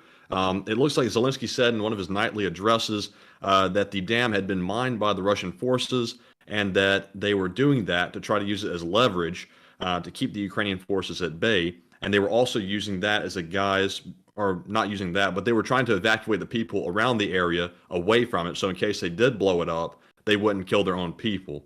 So it appears folks are correct on that. Although that still doesn't rule out the fact that they might have panicked and blown it up prematurely. because it still really doesn't benefit Russia either to blow it up, even if it was their plan to use it as leverage. Using it as leverage is one thing, but actually doing it is another. But Enforcer, what say you? Well, it sounds like Zelenskyy hit the nail right on the head. That's about as clear as a statement as we can get. It's from the president of Ukraine, and he's claiming that the dam was mined and it was ready to blow even in October. And going off of that statement, we would have to assume that's true because what we've seen shows almost that happening exactly. And I'd largely have to agree with you as well, at least in my opinion. Of course, folks are free to disagree with us. I've seen a couple of people tonight end up getting booted because they started getting violent about their opinion. And of course, everyone has a right to an opinion, but you don't have a right to start getting violent with people because of your opinion. People can disagree with you, but I would say that I have to agree with Matthew in that point. They may have blown it up in an act of fear because nothing had really happened around that point in that area that would have led them to have a reasonable idea, at least in the Russians' mind, to blow that thing up. So that commander may have heard about the offensive happening in Zaporizhia and went, "Oh, bled, they're coming for us," and then just blown up. And he didn't get any orders to do that, or anything for that matter, and he just blew it up entirely on his own. So that may be the case, but that is very interesting to hear that the Ukrainians did make a clear statement indicating that this exact thing would happen if the Ukrainians started to push forward in that area. And so with that, we're now going to be moving on, so we'll be correcting our statement. The Ukrainians clearly did state that the dam had been mined, and we were incorrect. The dam had news about it being mined. That wasn't a few months ago. That was last year, almost like a half year ago, which means that that statement is ancient, and that's been the case for so long that nobody's really even, we haven't noticed it specifically. So I'll be honest, I don't even remember him ever making those statements. That's almost news to me.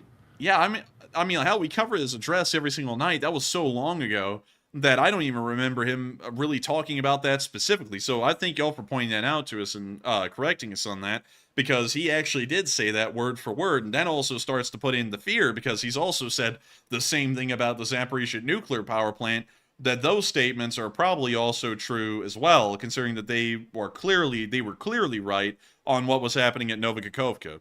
But with that, we're now going to be moving on to our next clip in Shebekino, where we saw that some soldiers were coming out of a very interesting area of this town. We've never seen this before in the war, ever. There's a manhole open, and they're pulling weapons out of this manhole in Novaya Tobolzhanka, and soldiers are coming out of this thing. They're using the sewers to get around.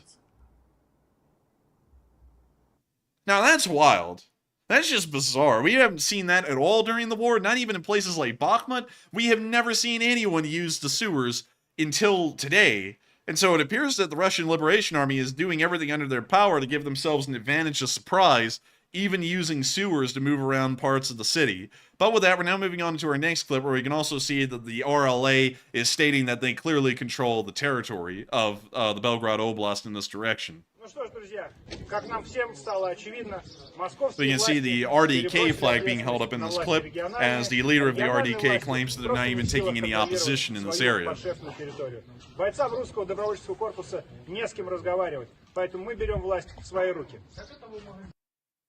And so with that, that's the end of that clip, but very interesting here that they're saying that their control is largely uncontested. And moving on into our next clip, we could see that, oddly enough, we don't really know how this happened, but a hedgehog ended up carrying a mine close to RLA forces. I don't know what type of plan this was, or whether this was accidental, but there was clearly an anti-personnel mine on top of this hedgehog. Люди, посмотрите, я нахожусь в Белгородской области. Что творится? Ежик собирал грибы и на себе несет мину. Я такие мины видел по телевизору. И знаю, что ежики сейчас начали мигрировать с Украины к нам в Белгород. Будьте внимательны. Очень осторожно, нужно внимательно смотреть, потому что ежики стали мигрировать с Украины и на себе несут боеприпасы. Это боевые ежики, боевые ежики, внимание. Unfortunately, I don't know what that man is saying, but I think I'm getting the point that he's like, what the hell is a anti-personnel mine doing on top of a hedgehog? And I would also ask the same question, what the hell is a anti-personnel mine doing on top of a hedgehog? But moving on from that weird video that's just bizarre, and on into Novaya Tavlzhanka, we can see a pretty lengthy video showing that the RLA is taking efforts behind the lines to remove the dragon's teeth along the border region, right here in this clip.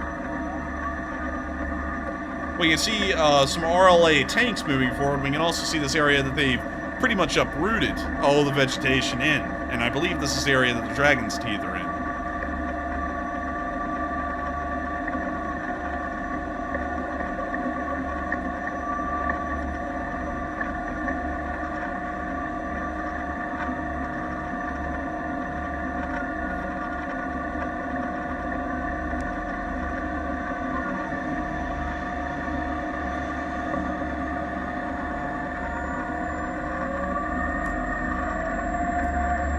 I see the tank continuing to move forward.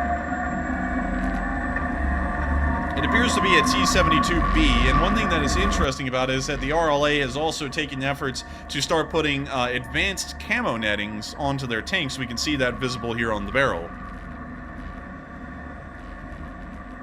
Some modern camo nettings actually have the ability to reduce the infrared signature of the tanks they're on, of course making them a little bit harder to see through an IR sight. I'm not really sure if this is that variant of, I guess you could say, camo net, but it is still interesting to see that they are upgrading their tanks a pretty heavy amount, especially considering what we see in the Russian forces.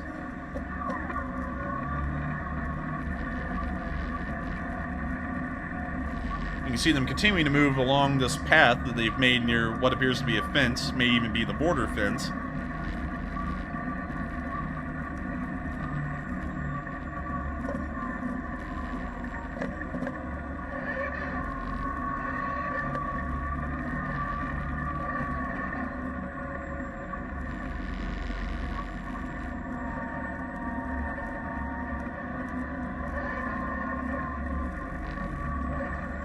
We can see the two tanks continuing to advance forward.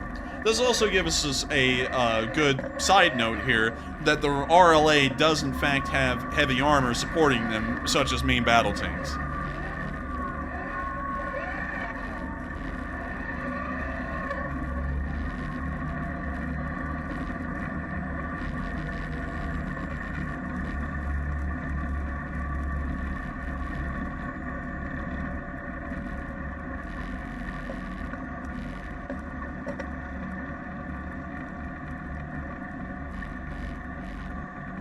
The tanks are continuing to advance into what appears to be a Russian village.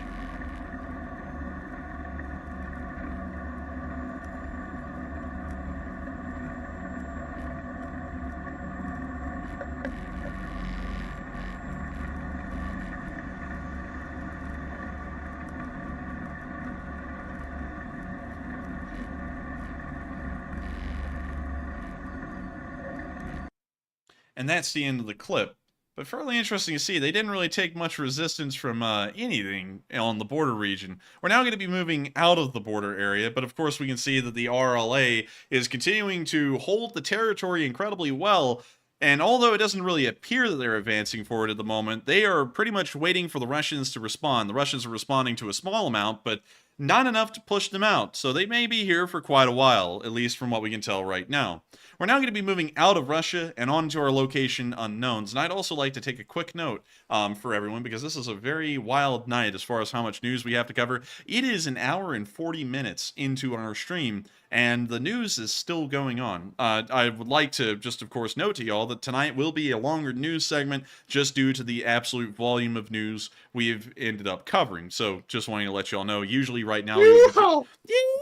Usually we would be getting to the speech from President Zelenskyy at this point, but we still have the location unknowns and all of the frontline news to cover, just giving y'all a heads up about the time frame of how long the news will still be going on. But we're now some people are getting excited about that. Man, some people are really excited. This is almost 2 hours of raw news nonstop. But with that, moving on to our first bit of location unknown news, we saw probably the wildest thing. Y'all can see the caption, but I'm just going to play the video because this is wild. Matthew, do my eyes deceive me? It can't be. Is that house moving around? That's it, dude. Inside of that thing, they're playing a song going, "This is the Shadow Wizard Money Gang." It's like, what the hell is that? So what it actually is... Is that a house for real, though? No, that's actually a fake house that they built on top of a tank to camouflage it from Russian drones. So, you know, if the thing stops and a drone starts flying over, it just sees the house, but there's a tank under that. That's wild. That is wild. We make it look easy. That is crazy, man. I've never seen anything like that before. And I like how they just literally passed the other house in their fake house right there. That is hilarious. I love that completely. And impressive. We've never seen anything like that before in the war. So with that, we're going to be moving on from that clip, but that will go down in legend, the house tank. And we're now going to move on to our next clip where we also saw an FPV kamikaze drone taking out some Russians in a more so unfunny and realistic clip.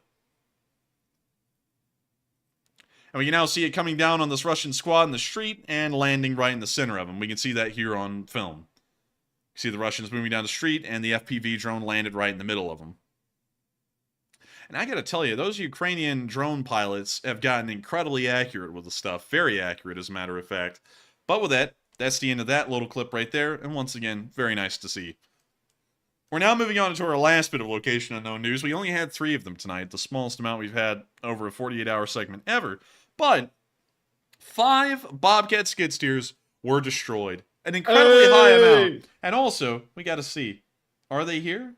Are they? Hey, Craig put in. It's another 5. Hey, let's go. Hey, and that's it. Oh, that's the meme. Are you sure? I'm sure. I'm looking here. Only 1 at the Enforcer. That's it. I'll take the coffee truck, though. That's nice. Man, I will, man. Now, that is coffee fund extravagance right there. Like a whole 18-wheeler of coffee. Insane. But anyways, 800 Russian soldiers have been wiped out over the past 24 hours, and we're assuming that all of the increased numbers in every category are coming from the counteroffensive, just to let y'all know. But 800 Russian soldiers wiped out in 24 hours, the highest number we've seen in a while. We also saw that 20 armored personnel carriers were destroyed as well, along with 20 supply trucks, 12 main battle tanks, 36 artillery pieces, 23 drones, 6 MLRSs, 1 helicopter, 35 cruise missiles, 2 anti-aircraft warfare systems, and the 5 Bobcat skid steers. This is show. Okay, here we go. So I don't know what that was about. But we were back. For some reason, OBS just disconnected itself and reconnected itself. So hopefully that didn't impact anyone watching. I'm sorry about that. Don't know what happened there. But still, these losses are quite high, and we're assuming that this is from the counteroffensive in the south, although we haven't really been able to actually confirm that. Moving on from the Castry report and on into the frontline news itself, I've got to make a quick note for everyone. We actually have not seen Deep State UA adjust for anything happening in the south over the past 48 hours, which we can see right here. They have not adjusted for that whatsoever. But they've adjusted for a few other things, like, for example, what's going on in Bakhmut right here. And it appears that a little bit's going on there, but we'll get to that in a second. Anyways, moving back into this news in the northeast, nothing in frontline changes happened here, but we did see some Russian forces getting blown up in this direction. And not only that, we also saw some Russians also getting blown up in another clip, but here's the first one. We can see the Russians getting shelled, as usual. Not the kind of macaroni shells you usually find in your mom's kitchen. It is the kind of shells that make you go, ooh, damn, that's not good for them. And we can now see the Russian tank right there. And it's spinning around in a circle. It actually looks like it may be a BMP. It's actually really hard to see that tank to tell exactly what kind it is. We see it backing up, backing up, backing up, backing up. We can see another shell land over there. Ooh! That thing went nuclear! Dude, look at that shockwave. Like, you can actually see the shockwave off that thing. And it just traveled across the whole plane. Dang!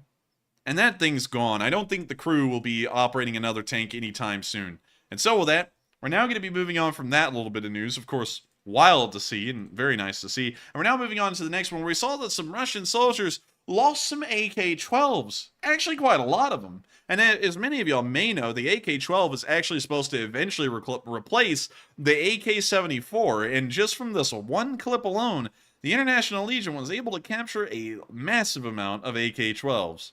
Very nice to see. And that's a very rare find on the battlefield as well, the battlefield. But anyways, we're moving on down into Bakhmut, where we can see in the direction of Zelenskyy,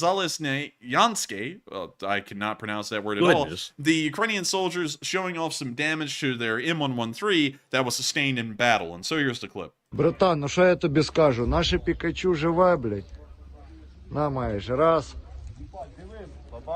See him looking around the M113. От така історія. And showing us a little bit of burn damage caused to the side. And the little shrapnel holes as well. Охуєнно, п'ятий. Борт. Каток. Кирпич.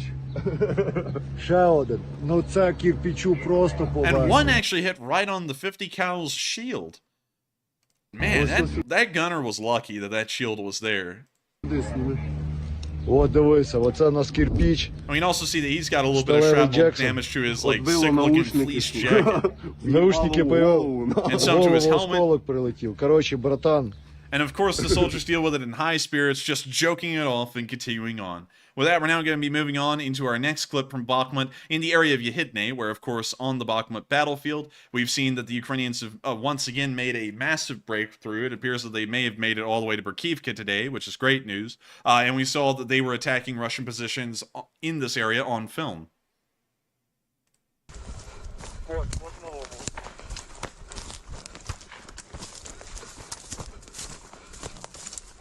You now see them moving forward through the underbrush. And now we can see the soldier posting up. You hear some gunfire, and we can hear what sounds to be a round or two passing over him. Проходь, не стой.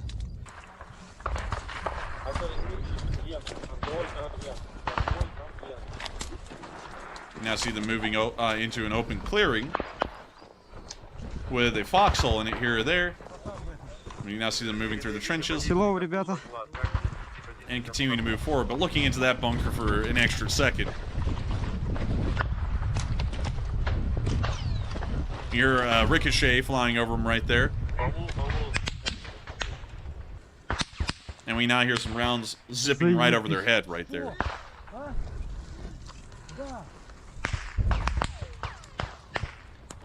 Dang. We now see them continuing to advance forward and still engaging the Russian forces. We now see them getting low as the rounds are zipping right over their head. Ще нам по брустверу прилетіло. Хай трошки пауза буде. Або я в твою сторону зміщаю.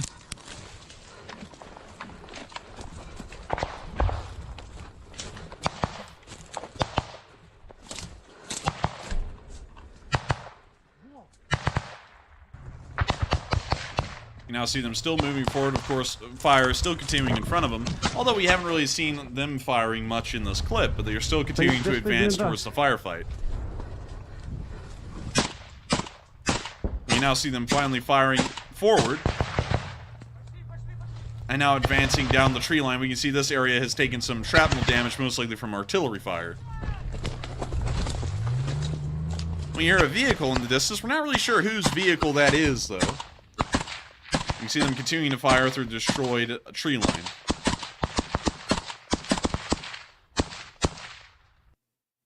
And so with that, that's the end of the clip.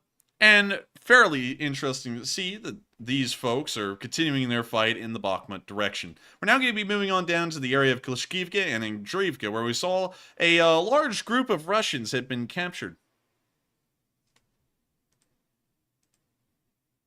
Kamal, what's up? Everything's fine. We brought a gang of smelly wind. And then we see the prisoners, which is what he was referring to.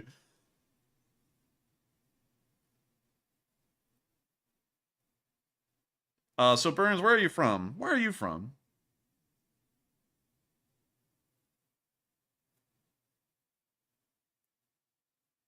And you? And where are you from? Astrakhan. Smolensk? Smolensk. What are you doing here? What team are you all? Storm Z? Veterans? No, veterans, guys. 1, 2, 3, 4, 5, 6. 6 veterans, guys.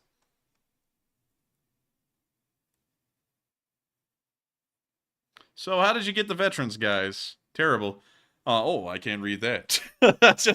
And, oh, I can't read that either. What else? I got it.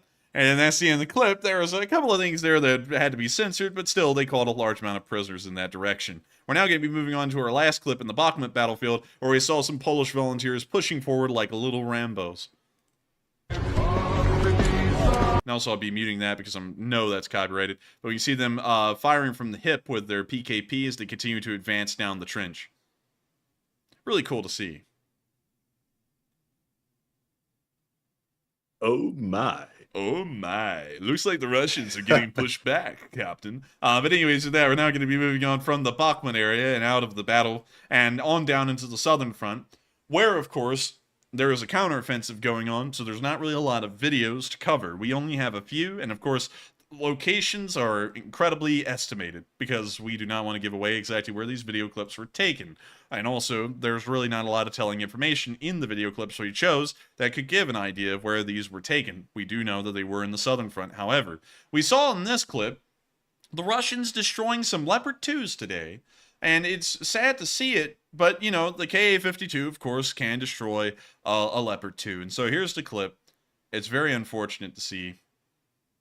We can see all of these Leopard 2s out there in the field. And we can see them lining up the Vickr, which is the missile that the Ka-52 fires. It's a wire-guided missile. I actually believe it's a laser-guided missile. Someone correct me on that if you know anything about the Vickr and its firing system. But we can see them lining up the missile on one of these Leopard 2s and firing it. And in a second, we're about to see this Leopard 2 go up in flames. And I hate to tell y'all, that Leopard 2 is the best damn combine harvester we've ever seen. That's not a Leopard 2, it's a combine harvester. And you can clearly see that before they switch to this target. You can see that at the beginning of the film. All of them had the damn arm that is attached to a combine harvester so that way you can take the grains and it can put them in a truck. You can see that on each of them. You can even see the plow on that one. I mean, like, they couldn't come up with this crap worse. And this caption here, Russian MOD has released a video in which they claim a Russian Ka-52 helicopter struck a Ukrainian 2 Leopard tank. They're putting this out in Russia, saying they blew up a Leopard 2, and you can visibly see the forward-leaning cab on the front of a combine harvester.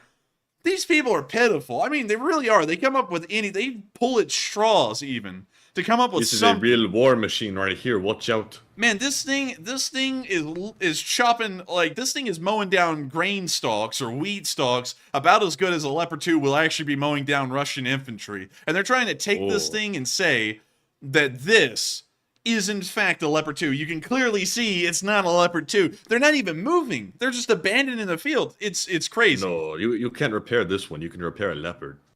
Also, I forgot to unmute it because they had some audio here of the pilots. And so now we can see them going for another. This one actually appears to be just a normal tractor, actually, but they're also claiming this is a Leopard 2. Yes. And they missed! They missed! The tractor is here! The missile blew up. I mean, you can't even make this crap up. This is just sad. I had to show this to y'all because, once again, Russian propaganda proves they lie out of their ass so much we can't believe anything they say. That is obviously, like, look at that. Look at that silhouette, and then let me just pull up a combine harvester, just any random combine harvester, and you'll see. Let me go try and get a good picture of one. Boom! Boom, look at that! Look at that! Wait, hang on, let me go get y'all a better picture. Boom! Look at that! Look at that arm! Look at that arm! Look at the forward-leaning cab! Look at the forward-leaning cab on that one! They should play this at The Hague because this is literally a war crime on camera. It is! It's a war crime. They're attacking civilian equipment. It's obviously not military equipment. And on top of that, not only are they going to film their war crime, they're going to claim the impossible and claim that they destroyed a Leopard 2 on top of it.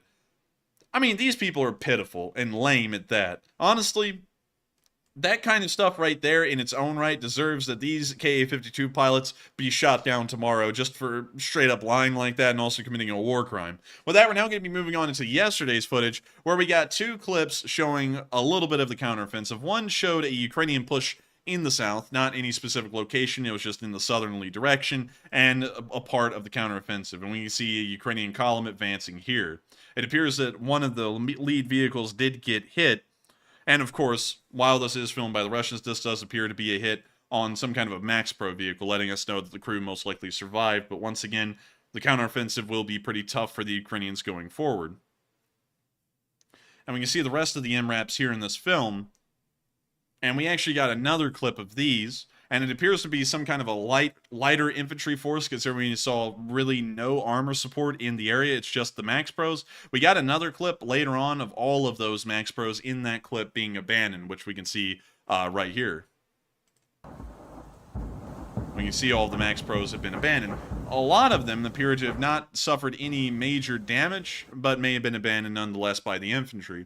And of course, I have to say this, is that while we only see these losses here on film from two different perspectives, one from the Russian perspective, and this one from who really knows, whether it be a Ukrainian infantry perspective or a Russian soldier's perspective, we do see that they did lose what appears to be 5 Max Pros in this field.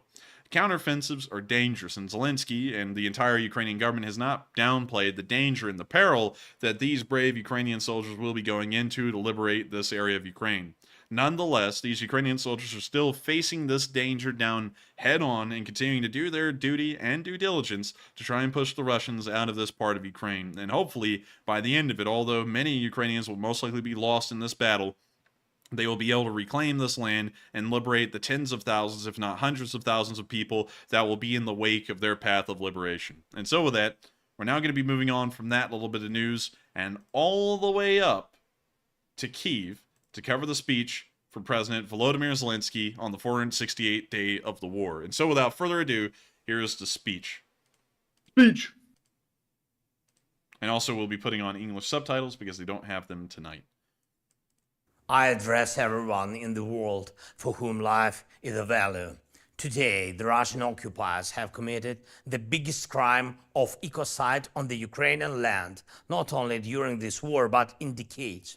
In fact, the destroyed Kakhovka reservoir is one of the largest in Ukraine. It holds 18 billion cubic meters of water.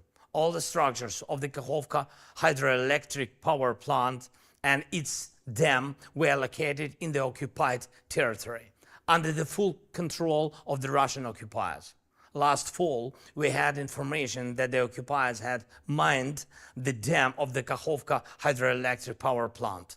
They did it intentionally. First, to blackmail the world. Second, to blow up the dam and use the flood as a weapon. This is exactly what happened. The flood zone includes areas where more than 100,000 people lived before the war. Now, at least tens of thousands of people remain there. The Kakhovka reservoir provided drinking water to a huge part of Ukraine, cities and villages with hundreds of thousands of people. It also supplied water to farmers for agricultural production in the south and center of Ukraine. Moreover, the destruction of the dam and the reservoir is a man-made strike on the environment, after which nature will have to recover for decades. Evacuation of people from the flooded area is ongoing. Almost 80 settlements are under threat. An oil slick of at least 150 tons formed and was taken by the current to the Black Sea. We cannot yet predict how much of the chemicals, fertilizers, and oil products stored in the flooded areas will end up in the rivers and sea. As of today, several things are clear. First, such a crime of ecocide couldn't have happened simply by shelling the dam. To destroy it, Russian forces had to act deliberately, mine, blow up, destroy. Secondly, no country in the world should be left alone against such terror, and I am grateful to everyone who is helping Ukraine. Thirdly, we need an immediate and maximum global response to Russian terror, from the UN Security Council to every international institution, every state, every leader. Russian terrorists must leave our entire territory, every meter of which they are trying to use for evil and disasters. The faster the deoccupation happens, the faster the security will come. The deliberate destruction of the hydroelectric dam by terrorists looks the same from all corners of the world. For Africa, Europe, the United States, China, Australia, and India, man-made disasters are evil. We must stop the Russian evil. All other terrorists in the world must see that terror is punished by the world. Thank you. Thank you to everyone who helps us to protect life. Slava Ukraini. And with that, and Slava Ukraini. And that is the end of the speech from President Volodymyr Zelenskyy, and that rounds out tonight's news segment in a pretty fiery way, for sure. And I've got to say that I would certainly agree with everything that Zelenskyy said, that there's definitely needs to be a massive global response to what has happened at the Nova Kahkovka Dam and the subsequent disasters that will most likely be coming as offshoots of what's happened there. But speaking of which, many of y'all have put in y'all's inputs once more on some leading questions of all of the news that has happened over the past 48 hours, and I would like to hear out what y'all have been saying about some of the certain topics we have to cover. And so with that, what do we got, Matthew? All right, so moving on to our final question segment of the night. Our very first poll says the IAEA claims the Zaporizhzhia nuclear plant is under control after the dam collapses, and what are your thoughts?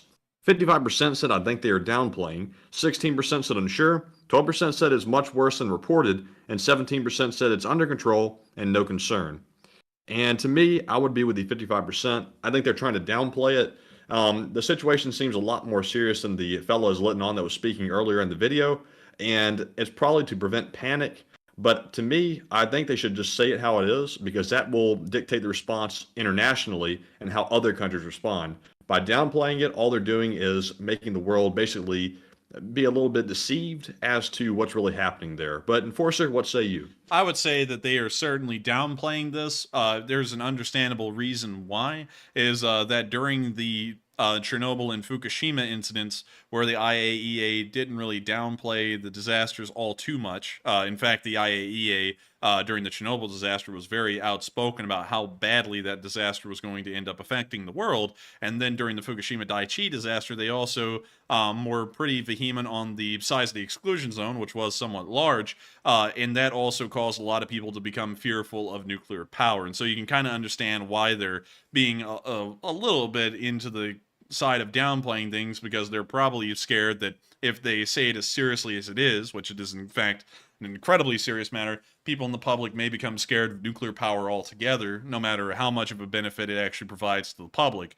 But at the same time, while understanding their motive of trying to downplay it, I think that the truth, especially in a situation as grave as this, is incredibly important, because people need to know how bad of a disaster this is most likely going to be in several months, so that way countries like the United States and the Western world, folks here, like the folks like everyone right now that's watching, nearly the 6,400 of y'all, know how bad it really is. This is bad. This is terrible on any scale. And considering that that guy tried to downplay it and then say it only has a few months to survive, then it'll be going into a meltdown anyways at this rate, that's not good news. That just means that the meltdown that a lot of people would have feared would have happened immediately today is just going to happen in 3 months, 4 months from now. And then it'll be a problem then. And it's going to be as bad a problem for everyone around the world as it would have been if it happened today, or if the nuclear power plant had been blown up directly. And that is something I think they need to tell the public about, is how badly the Russians have fumbled at the Nova Kahkovka Dam and how dangerous of a situation is going to unfold at the Zaporizhzhia nuclear power plant. They never downplayed how badly this result would be up until it actually happened. Up until today, they've been saying, if that dam gets blown up, that nuclear power plant will melt down.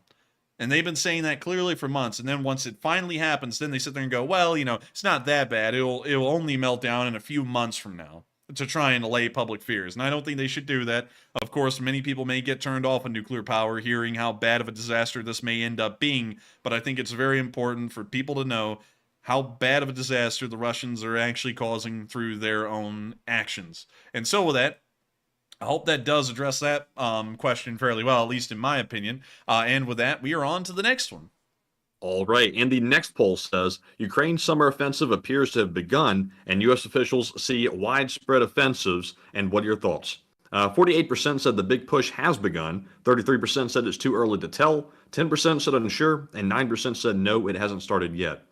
And for me, I believe the big push has begun. It appears that is a consensus among the U.S., NATO officials, and also what we're seeing on the ground just vaguely in Ukraine. Obviously, we're not going to go into specific areas that would violate OPSEC, but it doesn't take too much looking to see where it's happening. But Enforcer, what say you? I would certainly say that the offensive is underway. Everything around the world has been showing that that offensive has already started, and hopefully we'll be hearing of massive progress soon. Of course, in one particular direction that we see the offensive happening in the largest, they do have to contend with 3 Russian defensive lines. It's practically the Siegfried line down there, or the Hindenburg line, as you saw in the First World War. So their progress may initially be slow, but once they punch through those lines, it'll probably be incredibly quickly. So with that, I hope that does address that fairly well. And also, Eshwari actually brought up a good point on that nuclear reactor. He said, they didn't outright say it was going to melt down in a couple of months. You're correct, and that's the part of them downplaying it. But if you run out of water to run through the reactors, and I also see you saying that they've run cold, and that is true. But anyways, moving on from that, and I just saw something wild in the live chat there. Thank you for hiding that, Matthew. Dang, that was wild. Anytime. But anyways, getting back to that, you do have a true point, but that's the part of them downplaying it. Because a nuclear power plant must have water. It has to have water. Even if the reactors are quote-unquote offline and they're cold, they still have to have water running through them. And if they only have a few months of water to run that thing with, it will melt down.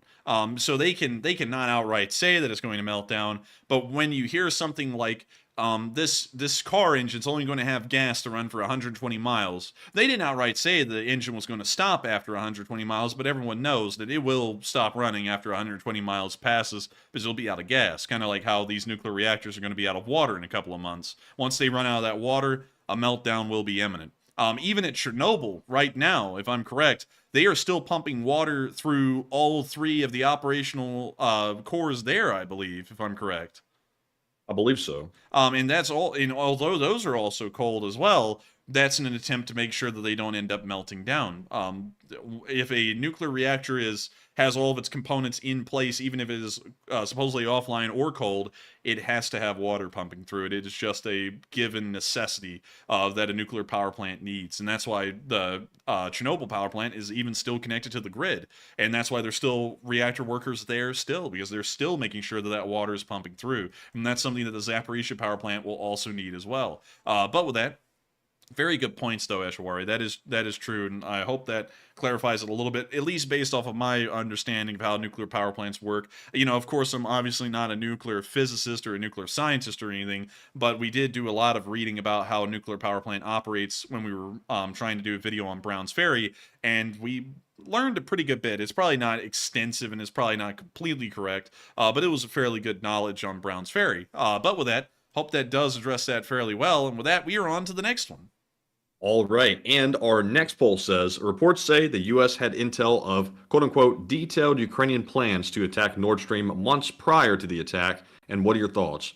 34% said not true, it's another bogus report. 23% said, likely true, but need more info. 30% said unsure, and 13% said it sounds like Ukraine was involved.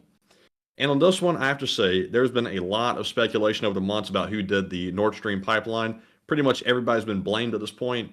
However, we have noticed that Germany has blamed Ukraine, and also it looks now that the U.S. had intelligence that Ukraine might have carried out the operation. To me, that is not enough to conclude that Ukraine actually did it, but it's looking like some arrows are pointing in their direction. At this point, though, I'm going to remain unsure. But Enforcer, what say you?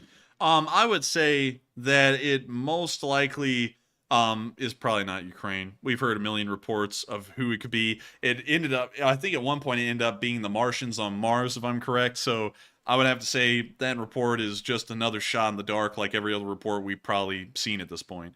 at the beginning, everyone blamed the Russians, and it was unanimous. And now everyone's starting to go and start throwing fingers at everyone else. It was the Norwegians, it was the Germans, it was the Americans, it was the Japanese, it was the Ukrainians, it was the Russians, it was the Belarusians, it was someone in the Baltics, it was Finland. Everyone's been blamed at this point.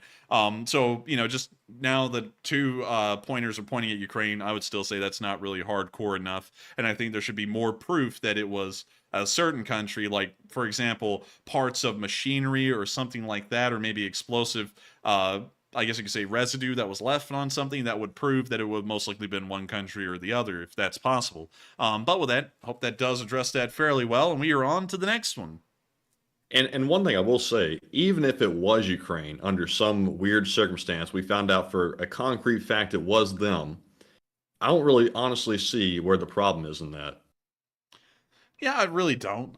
Because really, if you look deep enough at it, if they blew it up, they're disrupting the Russian flow of oil. So what exactly is unusual about that?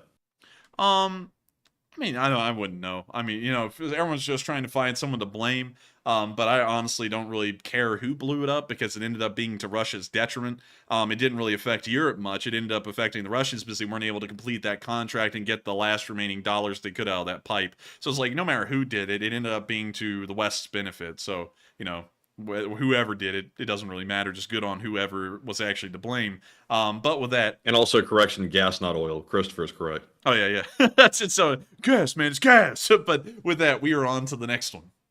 All right, and our next poll says Zelenskyy stated today that Ukraine will receive, quote unquote, a significant number of F-16s very soon. And what are your thoughts? 78% said it sounds like a concrete commitment has been reached. 11% said unsure. 9% said it's just more talk of the jets, and 2% said nothing has happened or will. Excuse me. And it sounds to me like in the back room of negotiation, a concrete commitment has been made. Very good news. And it sounds like it's come a lot sooner than we expected. It sounded to me like maybe the commitment was going to be made at the Vilnius summit, but it's only June 6th, and now they've apparently come to one. So, Enforcer, what say you? I would also have to agree with that for the large part as well. It's great to hear that they're finally getting those F-16s. We're also even hearing rumors that the Australian F-18s, around 50 of which were just retired, may also be going to Ukraine as well, and there's currently talks about that. And we actually had someone ask about that on stream a few days ago, and we're finally hearing something going in that direction, or they may be getting 47 F-18s as well, which would be really good for them. And so with that, I hope that does address that fairly well. And with that, we are on to the next one. All right, and our last poll says, considering the attack on the dam, should NATO send forces in to secure the Zaporizhzhia nuclear plant? And just to be clear, this is not sending forces in to start fighting the war for Ukraine. This is simply to send in a small group of forces to secure that plant. 62% said yes, it is now justified. 8% said unsure. 14% said wait until the situation is critical. And 16% said no, that would start World War III. And to be completely honest, I think it would be justified, and I personally don't think Russia would start World War III over sending in a small group of forces to secure that plant. Obviously, they'd be upset, they'd be mad, they'd be trying to spin it as NATO has joined the war, but I don't think they would take extreme action over it. And I think that'd be a very smart thing to do.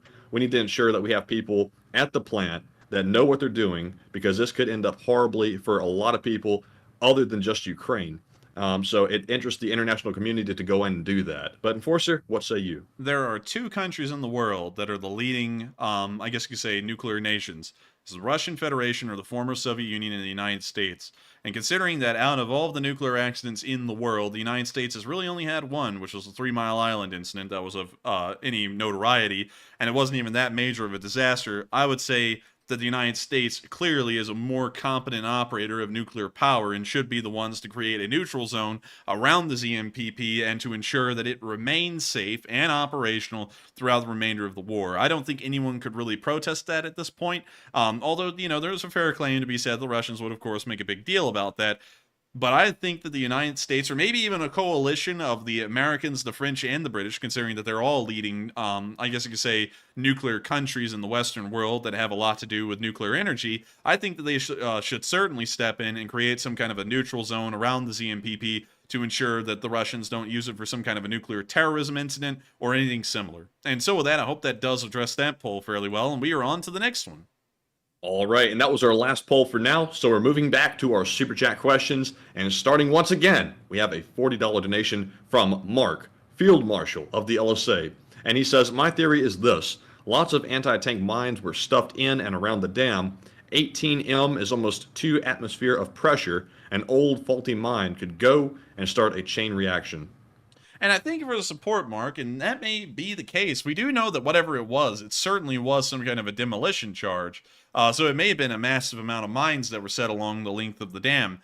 And it could have been the case that one of those accidentally blew up. Because once again, one thing we can look at is that the Russians were completely unaware of the explosion further downstream, and they were having to evacuate all of their forces out of the floodplain as it was rising onto them. So that may have been the case. And I'm going to say this, while we are kind of going with the idea that it most likely was a deliberate explosion that the Russians had planned out, especially with everything leading up to it, it could have been the case that it was also maybe accidental. So I would say that's about as good a guess as any right now, and that may have been the reason why it did blow up. And so with that, thank you so much once again for the support, Mark, and helping this channel to keep on running, and thank you for throwing in another interesting idea as to what may have happened there. I wish there could be an actual inquiry that could be made about that dam to see what happened there and what possibly blew it up, but I have a feeling that that probably will not happen due to the war and also due to the area being a battlefield. That dam is in the middle of the Ukrainian and Russian controlled side,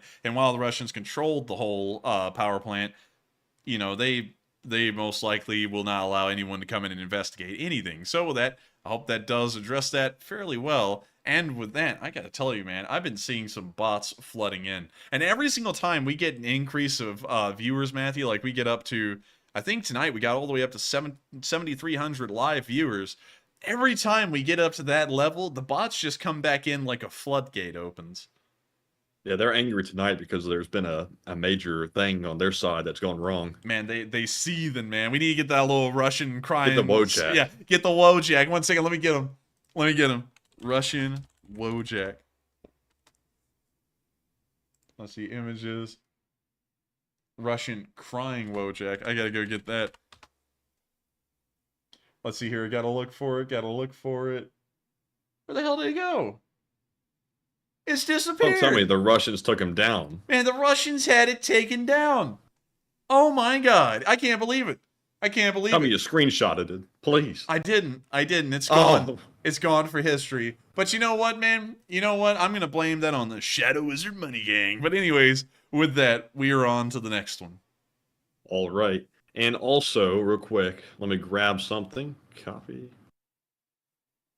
So here's one you can put up. Check your Discord. Oh my God. Oh, hey, there he is. There he is, days, fella. Papa. 3 more days, Papa. Just 3 more days, Blit. Oh, look at him in there. He's seething, he's coping. That's what they're doing tonight. They're doing that hardcore He's tonight. so angry. Why is so serious? But anyways, with that, I hope that does address that fairly well. We finally found a crying Russian Wojak to work with. And with that, we are on to the next one.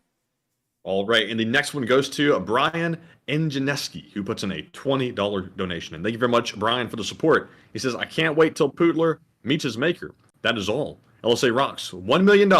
Amazing." And thank you so much for the support. And thank you for congratulating not just us, but the entirety of the LSA on reaching $1 million, because that was truly incredible and amazing to think that we did reach $1 million raised over a Sunday night. It's unbelievable. And I got to thank everyone in the Elite Spring Army for making that possible once again. And, you know, not to plug or anything, but we do have some pretty cool merch on EnforcerStore.com to celebrate the $1 million raised. You can find the link for this in the description below. And, of course, that goes to support the channel. And that's good looking. And also it helps you to support this channel, and it gives y'all something to commemorate the $1 million raised with. And we've already got some of this stuff on the way. We're also sending a care package to the family of the artist that made this for us, because it is incredibly great artwork. And I remember, Matthew, we looked at the 5 drafts that were sent over. Like, when we got this, it was actually a really rough sketch of what it will look like. There was 5 different ones. And I looked at this one and I said, that is the one. I was like, that is going to be it. And I've got to say, I love this design a lot. It looks really cool. Yeah, it was a great design. We picked really well on this thing. And so with that, thank you so much for the congratulations on 1,000,000. And it is limited. It'll only be around for this week during the week of celebrations. And also, Matthew, can you reread that super chat to make sure I heard everything in it rather than the congratulations for 1,000,000? Oh, it was the part about him wishing the Poodler would take a nap. I would agree. I hope Putin takes a long nap. He certainly deserves one, and I'm not talking about a sleep. And so with that, I hope that does address that fairly well. And thank you so much once again for the massive amount of support and helping this channel to keep on running, because folks like you make this channel possible for us to be able to report on the news, like Russia's atrocities that they commit in Nova Kahkovka, and also all of Ukraine's victories on the battlefield and the struggle of an entire nation to stay alive. And so with that, thank you so much once again. I hope that does address that fairly well. And we are on to the next one. And the next one goes to Anthony, who puts in a $20 donation. And thank you very much, Anthony, for that support. He says, once all the water dies down, will new land paths open up for military ground forces? Also, I read that all the zoo animals died in Nova Kahkovka, with only ducks and the geese getting away. There was 300 animals in the zoo. And I got to say, that part about the animals dying in the zoo, that part really pissed me off. That is so messed up that all those animals drowned because of a bunch of idiots deciding to blow up the dam. But Enforcer, what say you? I would say that, yeah, it's actually true. According to the Ukrainian government, they said that only pretty much the birds got out, the geese and the ducks. Everything else inside of that zoo ended up dying in the flood. And that's incredibly sick to think about, is that the Russians wouldn't even evacuate some of these rare and some endangered animals from the zoo, and they just left them to die. And, you know, that's really sickening to think that not only are they endangering the lives of tens of thousands of people and then hundreds of thousands of people about a few weeks down the road, and then millions of people months down the road, they're even going to end up killing off rare and endangered animals as well inside of that zoo and not even attempt to evacuate them. That's nothing new. The Russians treat everything living like that, so you know, it's not really that shocking coming from the Russians, but it's still infuriating to think that they'll go to that degree to show how little they really care. And so, with that, I thank you for the support. I hate to tell you that that is the truth, but, you know, that is what it is, and that's what the Ukrainian government reported. And hopefully, one day, those animals will be avenged along with the tens of thousands of Ukrainian citizens that died, and hopefully that area will be liberated, so that way things like that don't end up happening again inside of Ukraine. And so with that, I hope that does address that fairly well. Thank you so much once again for the support and helping this channel to keep on running, because folks like you do make this channel possible for us to be able to cover the great, the bad, and the terrible, like we just had to do right there. And so with that, we are on to the next one. And thank you once again for the support. And the next one goes to Marion Deemer, who puts in a $20 donation and says, very loudly, F Russia. And thank you for the support. And I would have to agree with your sentiments there, Marion Deemer, that the Russians are some real assholes, really no other way to put it. And I would agree with that 100%. Of course, I don't get into profanity. The only thing I say is real trap, and, you know, and then say the end part. But I do thank you for the support, and I would certainly agree with that, Marion. And thank you once again for being an old guard of this channel, and of course, helping this thing to keep on running. And with that, we are on to the next one. And the next one goes to David Colley, who puts in a $20 super chat. And thank you very much, David, for that support. He says, I think it's also to control Crimea, make them reliant on Russia to supply water. And what think you?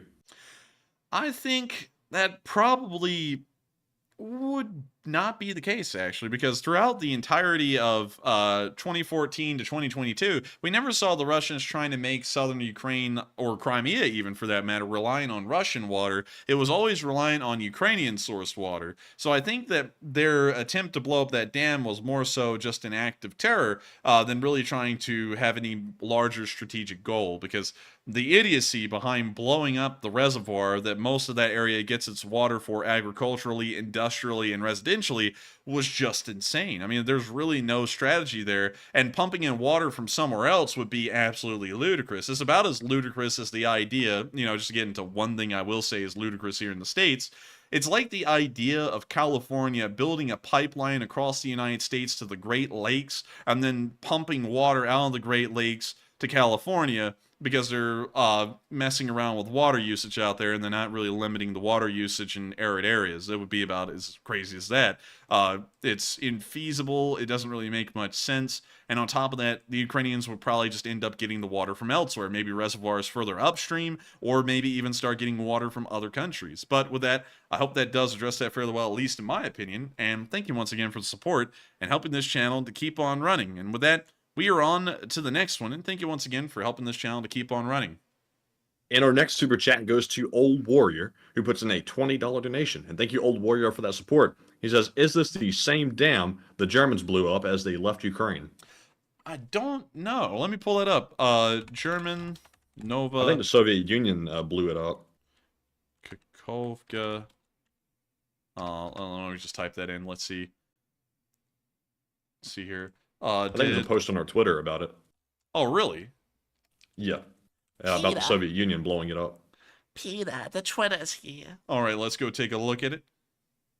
At the profile. So let's see here. Scroll. There's the Kyiv Post one. Oh, really? Let's see, Soviet troops. Let me go pull that up real quick. The Dnipro Hydro Power Station. Hydropower 1941. So let's see here. Dam under construction. So let's see here, World War II. During World War II, the strategically important dam and plant was dynamited by retreating Red Army troops in 1941 after Germany's invasion of the Soviet Union. American journalist H.R. Knickerbocker wrote that year, the Russians have proved now by their destruction of the great dam at Dnipropetrovsk that they mean truly to scorch the earth before Hitler, even if it means the destruction of their most precious possessions.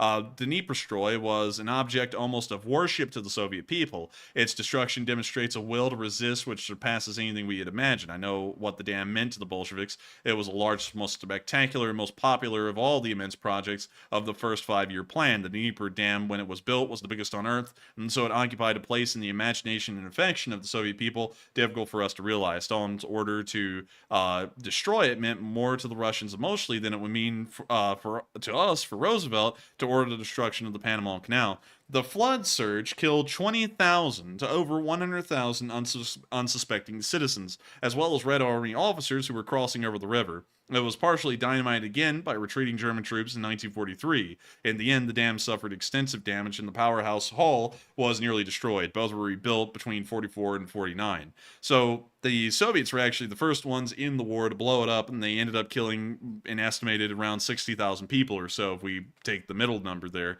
So once again, the Russians showing they don't give a damn about anyone, and they'll just kill their own people in the tens of thousands if it means they get a short-term gain.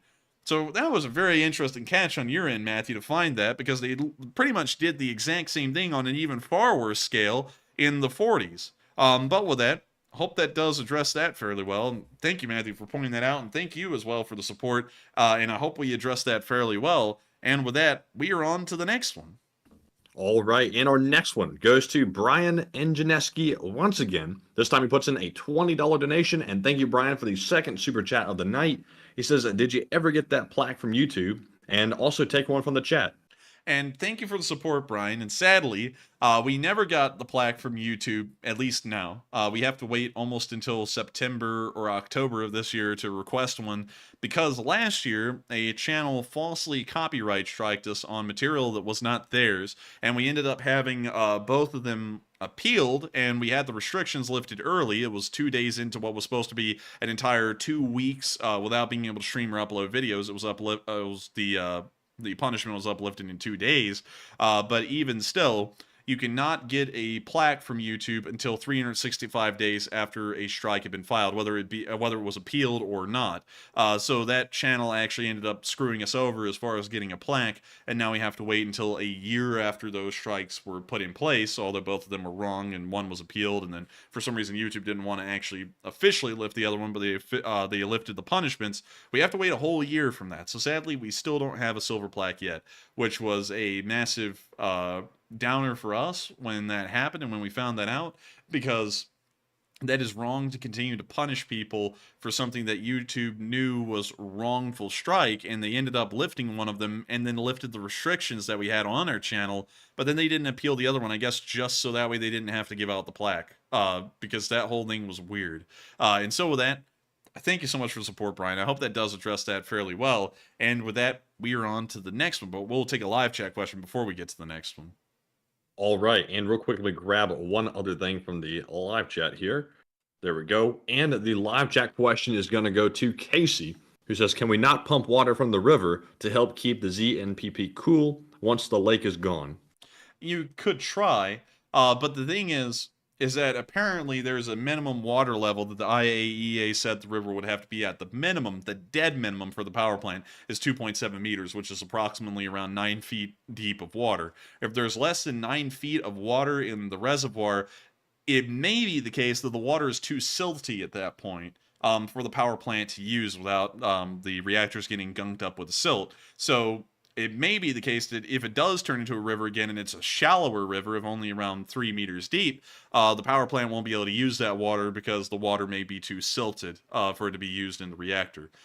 So with that, I hope that does address that fairly well. And with that, we are on to the next one. And thank you so much once again for support. And I hope that does address that fairly well. And also, I see a lot of people bringing up the same fact that the Dnipropetrovsk Dam is not the Nova Kahkovka Dam, and it isn't the same dam, but is the same atrocity being committed in pretty much the same geographical area of the world.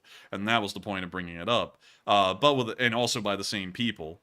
So with that, I hope that does address that fairly well. And we are on to the next one.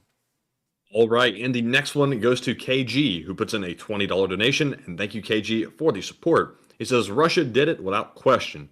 They just did a service to the world to end this conflict once and for all, woke a sleeping giant, Putin in The Hague by November. Hooah. And I thank you for the support, and and I'd have to agree with you that they've certainly started to put a lot of attention in the world on Ukraine, because, of course, I have to state this again, this is the largest crisis that we're probably ever going to see in Europe since the Second World War. And the fact that that is the case, and that's happening right now, a lot of people are starting to look back into Ukraine again, considering what's happened, and they're starting to ask whether we should get involved or not. And honestly, at this point, I think we should get involved in a limited way around that power plant. And so with that, I thank you so much once again for the support, and I hope I addressed that fairly well. And with that, we are on to the next one. And thank you so much once again for support, and thank you for being a part of this Lee Spring Army. Yes, indeed. And real quick, before I move to our next super chat, Mark, Field Marshal of the LSA, sent me a picture of a baby sad Putin. I gotta say, it's kind of creepy, but it's in your Discord. Let me go to my Discord here, and let's take a look at this. Oh God! Dear Lord! Oh my God! No, we're getting that thing on the screen. Ew! That thing's gross. No, I didn't like that, man. That's the kind of baby that a Victorian like midwife or whatever they were, like a granny, a nanny, a Victorian nanny. They would just they wouldn't feed them as much as the other kids. Like, that thing is scary looking, really. But thank you for sharing that, Mark. And you've cursed the entire LSA with the knowledge of that picture. That looks like an AI generated picture, but that was still horrendous nonetheless. That was terrible. But with that, we are on to the next. All right, and up next we have a super chat from Streb, who puts in a $20 donation, and thank you, Streb, for that support. He says NATO countries must have planned actions if something happened to the Zaporizhzhia nuclear power plant, since they knew Ruskies planned bombs on the dam and also on a reactor. They may have plans, and that is correct. They probably do have some kind of contingency plans. The problem is that the nuclear power plant is still under Russian control, so whether those plans are implemented or not are still up to the Russian overlords that pretty much are running the plant. So, even though they probably do have some kind of contingency plans for this disaster, there is really no way for them to implement them since the Russians are there. It entirely relies on the Russians' goodwill to follow through with contingency plans to make sure that the plant doesn't have a disaster. So, with that, I thank you so much for the support, and that is true. I would say that's certainly true. They probably do have that plan, but once again, it relies on the Russians. But with that, thank you so much once again for support and helping this channel to keep on running, because folks like you make this channel possible. And if it wasn't for folks like you supporting this channel and also sharing interesting tidbits like that, this channel would not be possible. We wouldn't have been able to run for so long, and I got to thank you so much once again for helping to make this thing possible. And so with that, we are on to the next one. All right, and the next one goes to Push-Up Girl 65, who puts in a $20 donation, and thank you very much for the support. She says, doesn't this dam destruction indicate that Russia is very capable of enabling a nuclear disaster? Isn't this enough of a disaster to activate Article 5, and couldn't this be considered a weapon of mass destruction? I would say that this certainly shows the Russians could end up doing something to the Zaporizhia plant to cause it to melt down. It would not invoke Article 5, however, because Ukraine is not a NATO country, and something has to be directly done to a NATO country for Article 4 to invoke Article 5, and then it's up to NATO to decide what they're going to do in response to Article 5 being activated. So sadly, that wouldn't happen since this is in Ukraine, but I do consider this to be an act of terror for certain, and for that reason, I do believe that it calls for NATO action, although it doesn't fall under any direct responsibilities of NATO in the Charter. And so with that, I thank you so much for the support, and I hope that does address that, at least from what we know. And with that, we are on to the next one. Thank you so much once again, and thank you for asking a really interesting question there, and supporting this channel, and appreciating it enough to help us to keep this thing running. And with that, we are on to the next one. All right, and our next one goes to KG yet again, who puts in another $20 super chat. And thank you, KG, for the second super chat of the night. He says, there's literally nothing from Ukraine asking Poland, USA, etc., to help them in a large advisory service. If the USA and Poland, etc., choose to enter Ukraine to support and attack, it does not invoke Article 5. And I thank you for the support, and that's true. It would not invoke Article 5, because in Article 5 and Article 4 are purely defensive in nature. There's nothing that allows them to preemptively act in an offensive nature against anyone, so it wouldn't invoke Article 4 or Article 5, because that depends on them being attacked and then responding. It doesn't really cover them attacking someone first, or doing something preemptively, like we would be doing here. So it wouldn't invoke Article 5. You're completely correct, but I do think it would be prudent, of course, not to just send in U.S. forces to just show up. It would probably be prudent to ask the Ukrainian government permission to enter the country and then start that peacekeeping operation around the ZMPP, because I think that would be appropriate. That would also be diplomatically, I guess you could say, correct to do that kind of thing instead of just showing up unannounced in Ukraine and making our way to the power plant, which could also raise a lot of eyebrows for the Ukrainian government and probably create some very dangerous confusion. But with that, thank you so much once again for support, and I hope that does address that fairly well, because you are correct on that. And with that, we are on to the next one. All right, and our next one, the third super chat from KG of the night, is another $20 donation. And thank you, KG, for being very generous. He says, in the U.S., we tend to overestimate our opponent, and that includes nuclear capabilities. Overestimating is actually a doctrine. After 9/11, there should be no doubt that we study and know more than the enemy, period. And I thank you for the support, and I'd certainly agree with that. It's been U.S. doctrine. I would actually say it's kind of like doctrine, but it's more so an unofficial doctrine to me, that we overestimate everything and everyone all the time, because it's absolutely crazy how much we have overperformed in most categories compared to everyone else. And it's really because we're so scared that everyone is outdoing us that we end up outdoing everyone by leaps and bounds. That applies to everything in the U.S. That applies to our industrial capacity, before, most of our industrial capacity started to travel overseas because it was cheaper. That also applied to our computer industry. The U.S. is the leading nation in the world as far as computer science and computer industry goes. The only country that comes close is the Taiwanese. They're the only other country that does it to the level the U.S. does. And of course, every other country in the world, in the Western world at least, has a lot of computer industry inside of them, but it's just not to the level that the U.S. and Taiwan have been able to reach. And Taiwan more so falls within the production side of things, more so than the development and science side of things.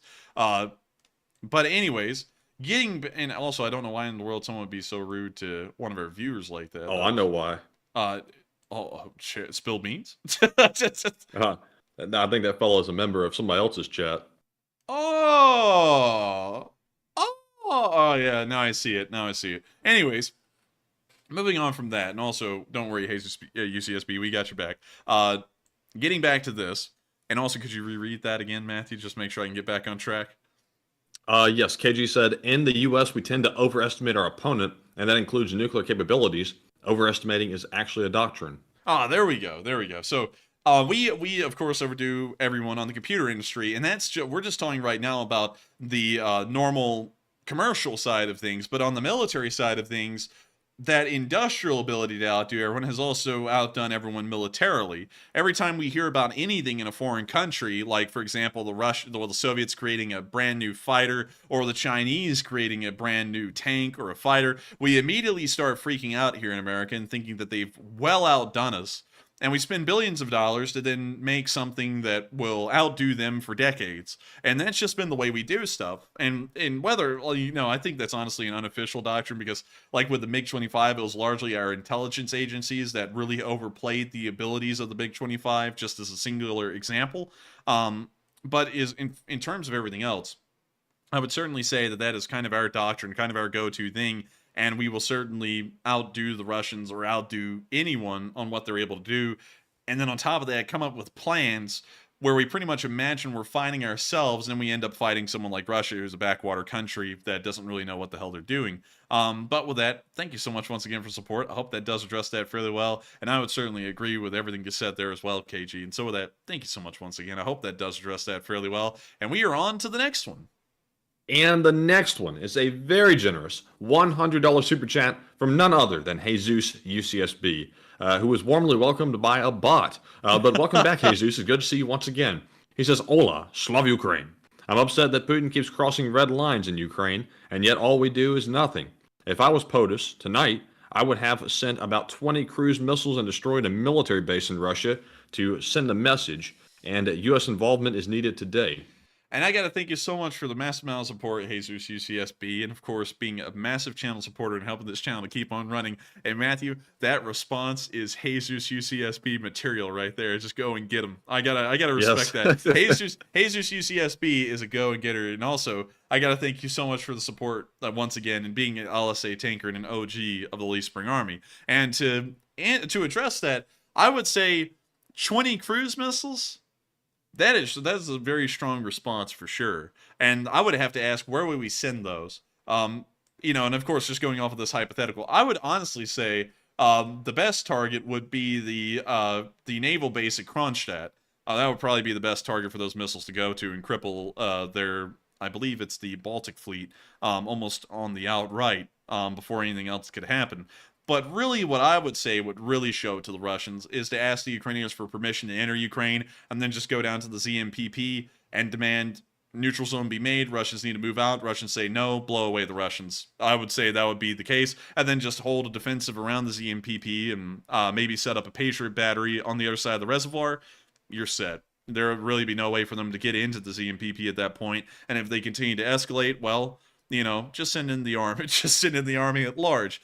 We already have forces in Poland and Romania that are ready to move in a moment's notice, and if they needed to reinforce or support the U.S. forces in a peacekeeping operation at the ZMPP, well, that's just the way the cookie crumbles, I suppose.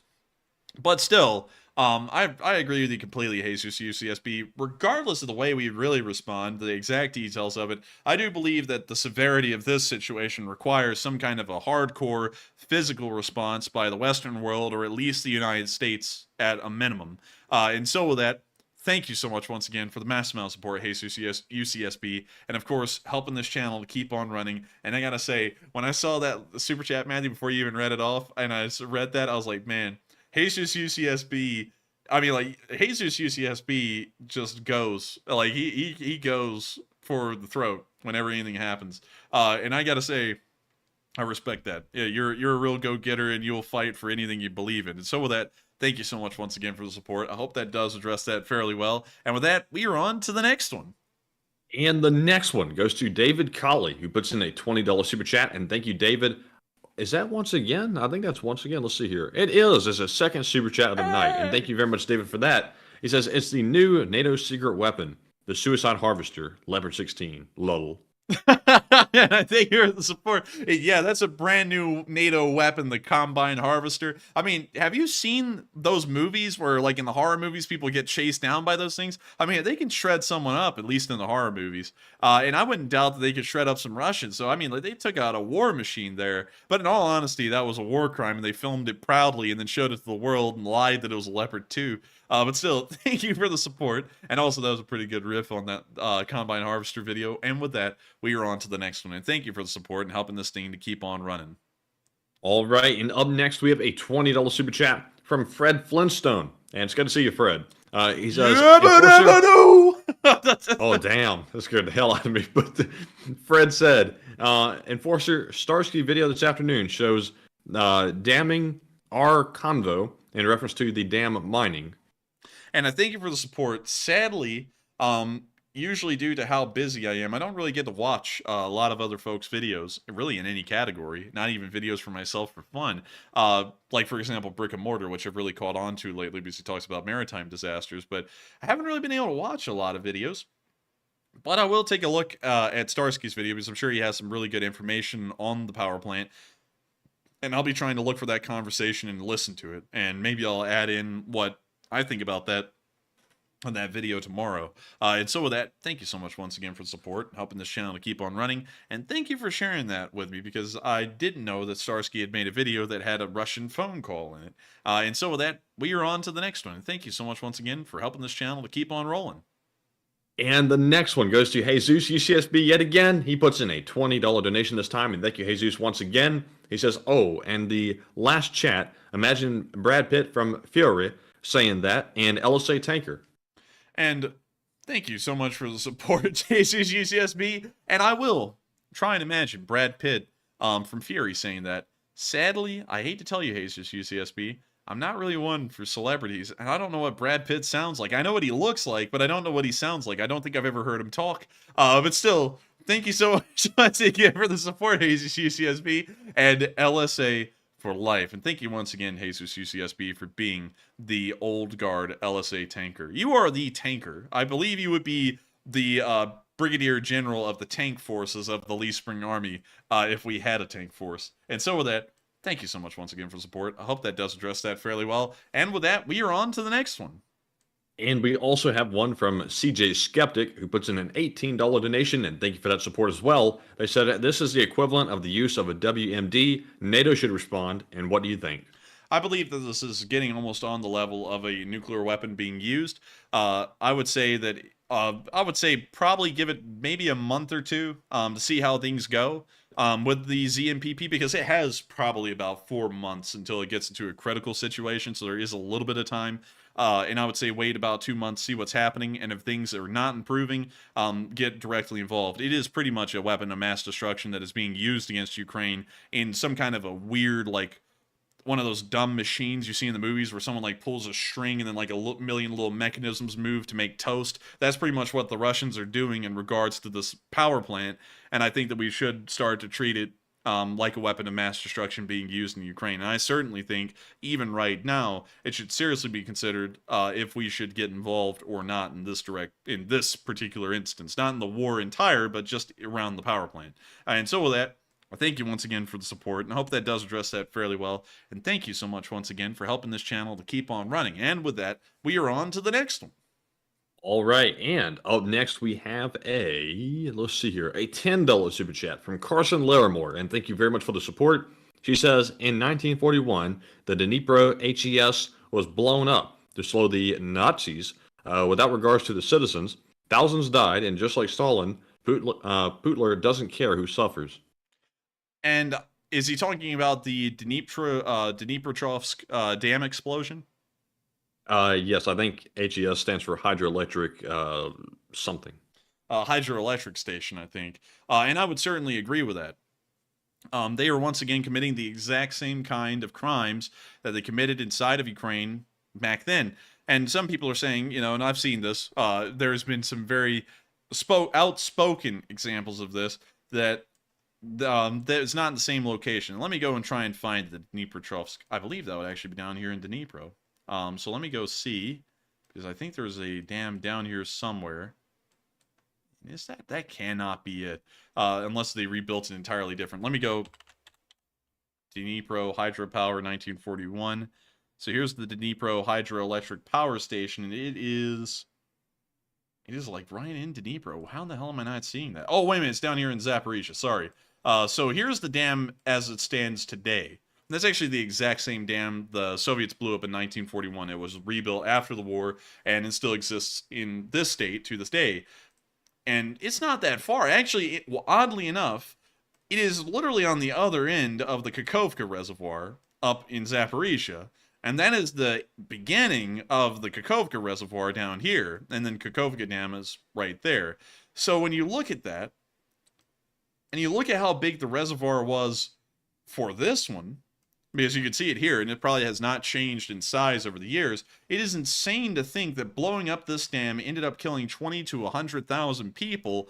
And so far, with the explosion of this dam, which has a clearly larger reservoir and a lot more water pressure behind it, it hasn't ended up killing anyone yet, which is pretty fortunate for the folks downstream. But also, it shows that the Russians, because of course the Red Army is commanded by the Russians in the Second World War, the Ukrainians are nothing more than pretty much the minions that work for the Red Army, and the Russians still hate them at that point. It shows how little disregard Russians really have, even back then historically, for Ukrainians, because they're willing to kill 20 to 100,000 of them by blowing up this dam right there, to give themselves a little bit of an advantage. And even then, when they blew it up in 1941, it didn't help them worth a damn. The Germans just crossed the river right after that, and they ended up going all the way to Stalingrad. So there's the dam right there, the Dnipropetrovsk Dam, and the Germans would end up being stopped all the way over here. And if you measure that out, they would travel almost an entire 430 more miles into Russia after they blew up that dam. And blowing it up didn't even help them to stop the Germans at that point. So, you know, once again showing that they will commit war crimes to benefit themselves just a smidge, and they'll kill tens of thousands of people in the process and not even care, especially if they're Ukrainians. And so with that, thank you once again for support. I hope that does address that fairly well. And with that, I thank you so much once again for support and helping this channel to keep on running, and thank you once again. All right, and with that being said, we're on to our next one. This one goes to David Prange, who puts in a $10 super chat, and thank you very much, David, for that support. He says, great coverage. Hey, thank you so much for the support and enjoying the great coverage. Of course, it means a lot to us that folks enjoy this channel.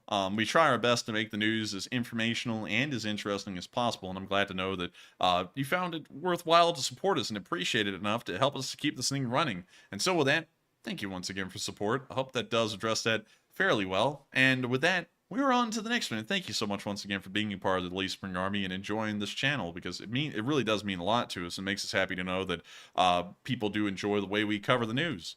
And with that, we are on to the next one. All right, and up next, we have a $20 super chat from Forsty the Man yet again. He says, let's just all admit that Putin and all those high-end Russian officials will need to, let me send this over to you for a second, because I think that's a joke from high school. Let me make sure I'm not misinterpreting that real quick. Got you. Let me check that out on my phone here, so that way I don't end up reading anything off that's a little sus, you know, sussy baka, as they say. I don't know what the hell that means, but, you know, it is something that the kids these days say. And we'll take a look at this, and there we go. Pops up. You know what, Matthew? I'm going to read this. I know what it means. I know it. I know we're about to get had by this, but it's not that bad, so we'll read it. Let's just all admit Putin and all those high-end Russian officials just need to ligma. It seems only the Wagner leaders understand what's happening in Ukraine, while the rest of them just ignore their failures. And I got to tell you, they need some updog, too. Oh. Come on now. Come on, man. But still, thank you so much for the support. Thank you for putting that in, because that was a pretty good one. I liked it. Oh, wait a minute. We're going through lag? Oh, lag? Oh, what? We're not. You liar. I'm just kidding. It probably is lag, but it was probably a very short lag. But still, thank you. Uh-oh. Driving in Luton, didn't know what ligma was. He's about to, oh God, it's amazing grace. He's about that crap always pissed me off in high school when people would try to do that. Try to pull that joke. I'd be sitting there all seriously, like, responding to them, thinking they're saying something deep. And then at the end, they'd be like, it means this. I'm like, oh my God. Are you kidding me? Man, I feel so sorry for the Sugandis that are in the middle of that war down there. I mean, it's terrible. But thank you so much, Forsty the Man, for the support and putting in a joke in there. I gotta say, I appreciate that one. That brings me right back to high school. And so with that, thank you once again for support. Thank you for helping this channel to keep on running. And with that, we are on to the next one. But thank you once again for that, because that's gold. Yes, indeed. And up next, we have a $10 super chat from, guess who? It's from, come on, The guess who was a stalling tactic while the spreadsheet lags out on me. Oh, I'm guessing. I'm guessing. It goes to Carson Larimore. And thank you very much for that support. They said, after this major catastrophe, what else needs to happen before the West steps in to demilitarize the nuclear plant, regardless of whose fault? I think the only thing that needs to happen is that a little bit of time needs to pass. And I know it sounds, once again, because, you know, many of y'all have probably heard government officials, for example, the president, come out way early on in the war and say, we'll give the war a month or two. And everyone went, what the hell do you mean a month or two? I mean, I think everyone in the world, everyone in the country said that at that point. They said, what the hell do you mean a month or two? They're in a war right now, you know? But I honestly think in this instance, if the U.S. government said, let's give it a month or two and see what happens, we do have that kind of time window to work with as far as the ZMPP's situation. So I think the only thing we need to do is let a little bit of time pass, maybe a month, maybe 2 months, and see how bad the situation has gotten in 2 months. And if it's gotten worse and there's no signs of improving, we need to step in. So I think that's really the only thing we need to give is a little bit of time before we react to the situation. And so with that, thank you so much once again for the support. I hope that does address that fairly well, at least in my opinion. And that's my opinion about how I would go about it. But everyone could have a completely different way of going about it. But with that, thank you once again for support. I hope that does address that fairly well. And with that, we are on to the next one. And we have another one from Forsty the Man, who puts in a 10. It says, I sent it over. Not sure if I sent it to the right place, but I sent it to the Enforcer Twitter account. And let me check real quick. Let me go over there and have a look at the DMs. We have quite a few. We've been being blown up, as the shark would have said. But let's see here. Yes, I do see them. He did enlarge the images so we can see the text on the paper. So Enforcer, if you'd like to take a look at it, you can go to the DMs and it's under the main. Got you. And sadly, I don't think we'll be able to show this on the main screen because I think it shows... and which one is it, Matthew? Is it the main? Yeah, from the main. Got you. So I'm going to read this real quick. So this is the decree, and I got to thank you, the main, so much for the support earlier and also sharing this with us, because I didn't know about this until today. But here's the decree translated from Russian to English. Number 6. Until September 1st, 2024, the provisions shall not apply to hazardous production facilities located in the territories of the Donetsk People's Republic, the Luhansk People's Republic, the Zaporizhia region, and the Kherson region. A. Paragraph 6 of Article 4 of the Federal Law on Industrial Safety of Hazardous Production Facilities regarding the submission of industrial safety declarations to public associations and citizens. B. Paragraph 6 of the requirements for the documentation, support of industrial safety management systems approved by the decree of the government of the Russian Federation, dated August 17th, 2020, number 1243, quote unquote, on approval of the requirements for the documentation support of industrial safety management systems, end quote. Number 7, in relation to hydraulic structures located in the territories of the Donetsk People's Republic, Luhansk People's Republic, the Zaporizhia region, and Kherson region. A, until September 1st, 2023, the provisions of Part 6 of Article 10 of the Federal Law, quote unquote, on the safety of the hydraulic structures, end quote, do not apply. B, until September 1st, 2024, the provisions of paragraphs 4 and 9 of the first part of Article 9, Article 17 of the Federal Law, quote unquote, on the safety of hydraulic structures, end quote, do not apply. Subparagraph A of paragraph 21 and paragraph 22 of the rules for the formation and maintenance of the register of hydraulic structures approved by the decree of the government of the Russian Federation dated November 20th of 2020, number 1893, quote unquote, on approval of the rules for the formation and maintenance of the Russian register of hydraulic structures, end quote. Number 8. This is actually really I think I lost you. Yeah, this is really... I'm actually going to speed read this real quick and not read it aloud because this thing is long, like really long. Can you give us the Spark Notes version of it? Because I'm not following this at all. Actually, I'm going to give you the Thug Notes. Let me go through and read this thing a little bit. just so let's hear. Declaration... I was going to go through and read this whole thing, but I started even tiring of reading. I was like, dang, the wording on this is just ridiculous. But... let's see, so number 10, until January 1st of 2028, technical investigation of accidents at hazardous production facilities and accidents of hydraulic structures that occurred as a result of military operations, sabotage, and terrorist acts is not carried out. It is under section number 10 of the decree that it says that actions, regardless of what they are, if they're conducted by the military, specifically, they are not investigated until 2028. So there it is. That is actually a real decree that was translated into English. They're not going to investigate that stuff. And that is insane. And also, I have to say, that the way that Russian decrees are written is just ass backwards ridiculous. Like, you know, we think that bills here in America sometimes are written in a somewhat confusing way. That just made no sense. Like, I was reading and I was like, the wordage on this is insane. Like, you know, I've read a decent amount of bills that the U.S. government has passed, but I've never read wordage that is that stupid. Like, that was just dumb wordage right there, making it overly complicated, probably an attempt to sound intelligent. But anyways, with that, thank you for sharing that with us. And it does appear that they actually decreed that. And I would say that that's even further proof that this was an act of terrorism by them. Because why in the hell would they make that specific note? They're not going to investigate actions like this in Zaporizhia due to military actions if it wasn't in an attempt to make sure that this dam, when it was blown up, they wouldn't have to launch an investigation. So with that, I hope that does address that fairly well. And thank you so much once again for support. And I'm glad we were finally able to circle back to that and answer that. And with that, we are on to the next one. And the next super chat goes to David Colley yet again. He puts in another $20 donation. And David, thank you very much for being very generous tonight. He says, I watched the UN Security Council meeting after the dam. Toothless. Nothing done. And it's time for NATO to put its foot down. Send in the F-16s. And best to you. And thanks for a wonderful stream. God bless and Slav Ukraine. And I thank you so much for the support, David Colley. And I would actually have to disagree with you there about sending in the F-16s. I think that's just too little of a response. And I think we're already working towards that as well. I think we need people on the ground in Ukraine. And I've been one to actually advocate against this for most of the war, because our entire aim throughout this war has been to avoid getting in direct confrontation with the Russians. And so I'm changing that now based off of how serious of a situation we're seeing. And I think that a serious thought should be put into direct American military intervention or direct NATO intervention in Ukraine. Not just sending F-16s, sending the F-16s and physically being at the CMPP. I think those are two things we need to look into doing for certain.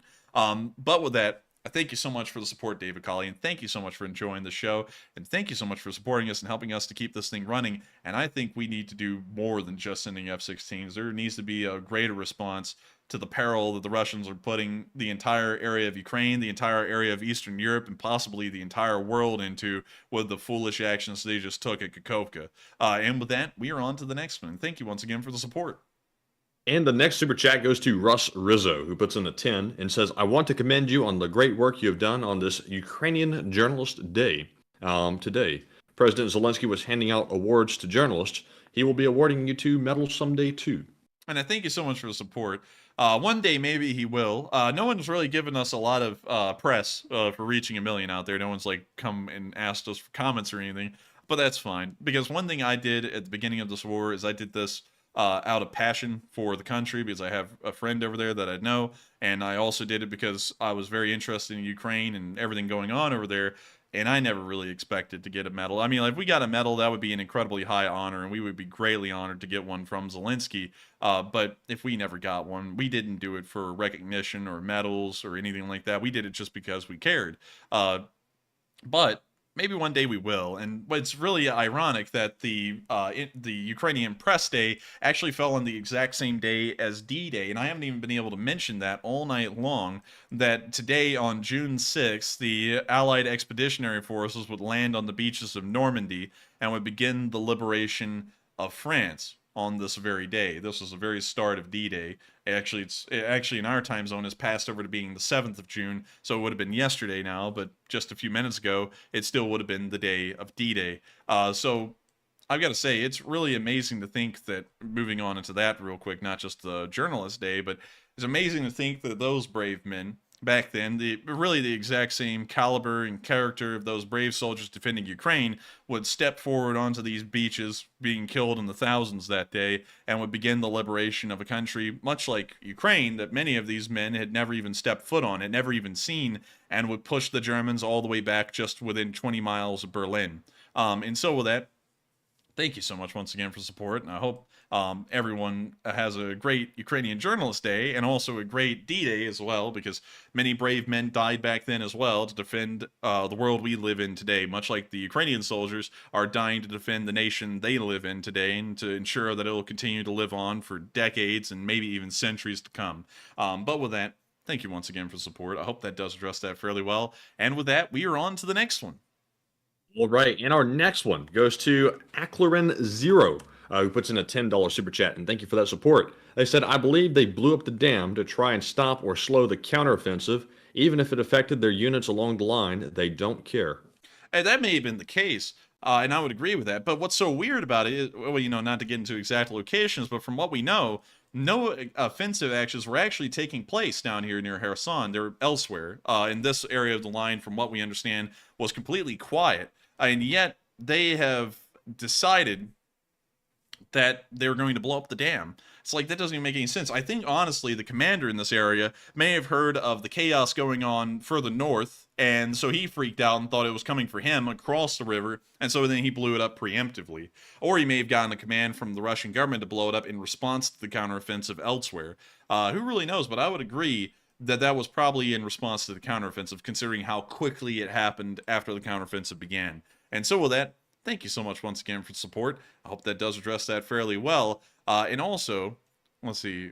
One second, I have to read this one, Matthew. Really quickly, to address something that someone was actually timed out for. The videos of the explosions that were taken were actually from last year. We actually showed those on our channel, and they showed the Russians blowing up the road bridge in front of the dam. They actually didn't show the dam being blown up itself overnight. Also, the other thing is that we also accounted for, earlier in the stream, the raising of the water levels. If you actually rewinded to the first 30 minutes of the stream, you would see me actually covering that graph at the beginning. So, once again, I have to say the reason why you were timed out is because you're being very rude about that. And we try. You can't be calling people fools around here. Yeah, you can't be calling people fools around here, dog. you can't be doing that. We try and be polite to folks, and there was nothing wrong with what you said there. It just sounds like you didn't watch the beginning of the stream. But we also don't let folks be rude to us, because we're not rude to folks in our live chat, unless if they're just straight up assholes and we end up banning them, then we'll be rude to them a little then. But we try and keep things civil around here. But with that, we are on to the next one. And the next one goes to Frosty the Man yet again, who puts in another $10 super chat and says, I sent over some better picks. Let me know if anything else is needed. And LSA, LSA, LSA. And LSA, LSA, LSA. And thank you so much for the support and helping this channel keep on running. And what better picks does he speak of, Matthew? It's those ones that we read off earlier with the legalese. Ah. Well, well, I thank you so much for the support. And that was an incredibly wordy document. I got to tell you, man, that was too wordy. I mean, it's not just me, Matthew, but the wordage in that thing was confusing as hell, wasn't it? Yeah, it was not necessarily confusing. It was just too wordy, too fancy. Could have been cut down by probably a few paragraphs. Man, I'm telling you, man, you know what that is. That's some kind of a Russian typist wanting to feel like he's high society or high level or something, and he just wrote up that letter like that just because he could. It's kind of like that. They pulled out the dictionary and the thesaurus and went to town. Yeah, man, it's that Harvard syndrome. it's like that. Yes. I think I'm intellectual, therefore I must write like I'm intellectual. I can't write in common tongue. I just can't. I got to do it in some weird way. But what was that university that the folks on Squid Game went to that was like the praised place? Like, oh, you went to such and such university. Songwoo, Pride of the SNU, I think it was. Yeah, it was the SNU. Oh, he must have gone to the SNU. I think it was the Seoul in National. Incheon with my ramyeon. I think it was the Seoul National University that is the SNU. I think, if I'm remembering that correctly. But yeah, I remember they were like, "Oh, Sungwoo, he went to SNU. Oh my God!" It's like SNU syndrome. Or whatever you want to call it. It's a big university syndrome where you feel like you have to be intellectual just because the name's behind it. But with that. And also, everyone, key. I know many folks are older than us here, but just in case if anyone's wanting to hear a word of wisdom from us, never try and sound intellectual just because you think it sounds good. Always try and speak in common terms, where it's easy for people to understand, because when you speak intellectually, half of everyone's not going to understand you, and then some of the people who may understand you may scoff at it because they nitpick it. Like, that's one thing that we've especially learned running the stream, is that if we get into really technical military terms, people want to try and pick us apart because they didn't like the way the term was used or something. So it's always better just to speak in like common layman language, no matter what, even if you really know what you're talking about, because it's more understandable for more people, and it also doesn't sound pretentious.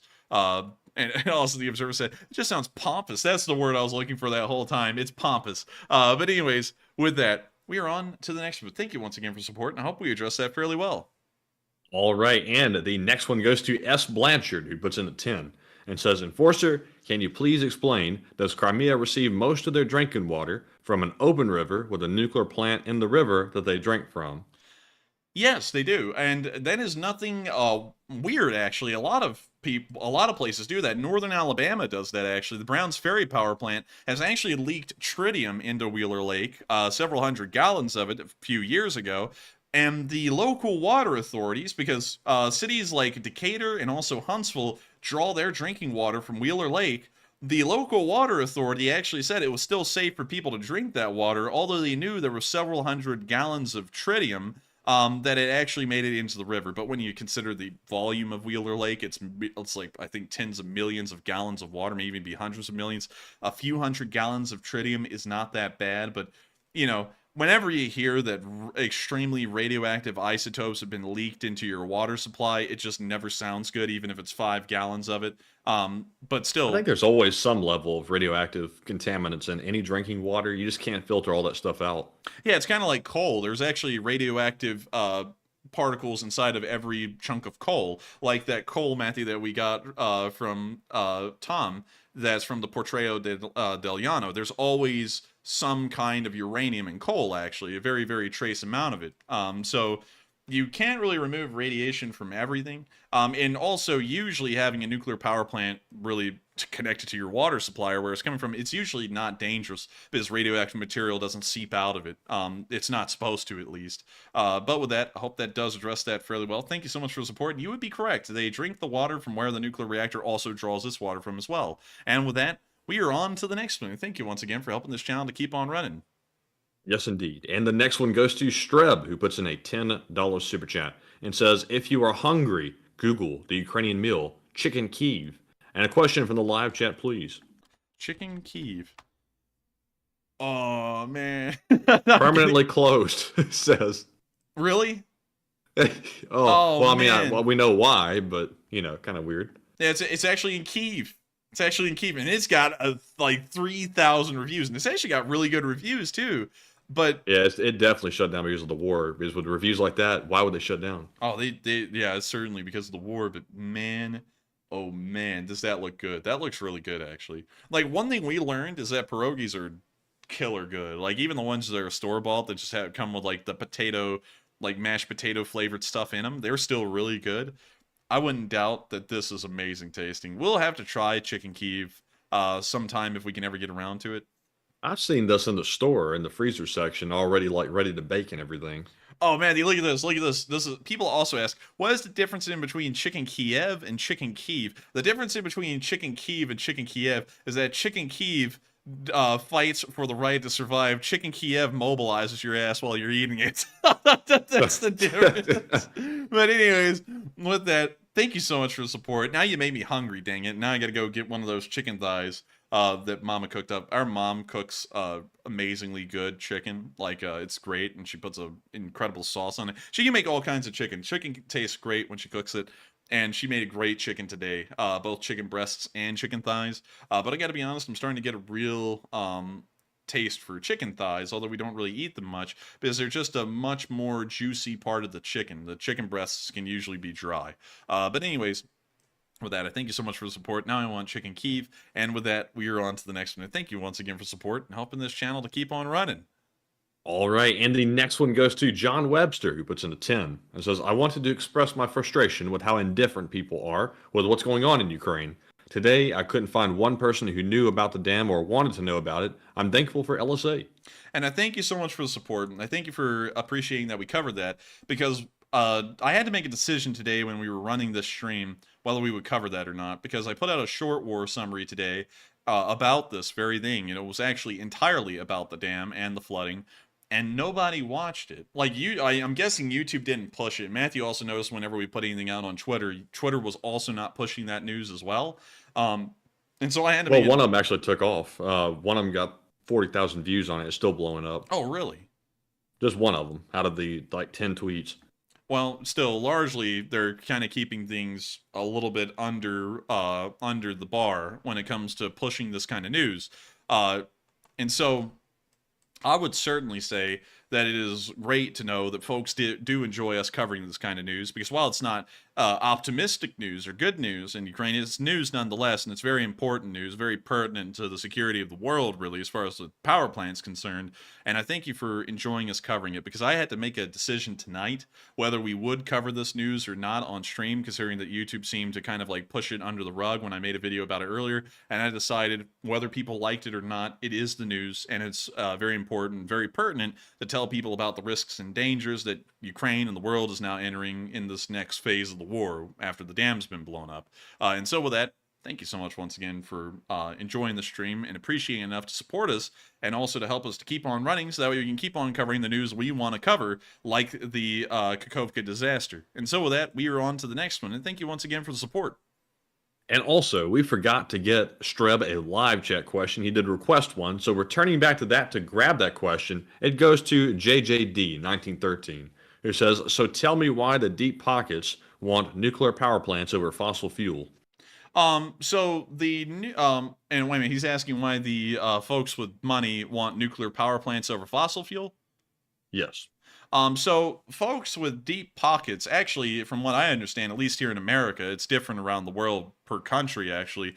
But a lot of the folks with the deep pockets here in America are actually very pessimistic about nuclear energy and want to find other kinds of nuclear energy, even if it's energy that is clearly less efficient than nuclear energy, for example, wind, solar, or anything similar to that.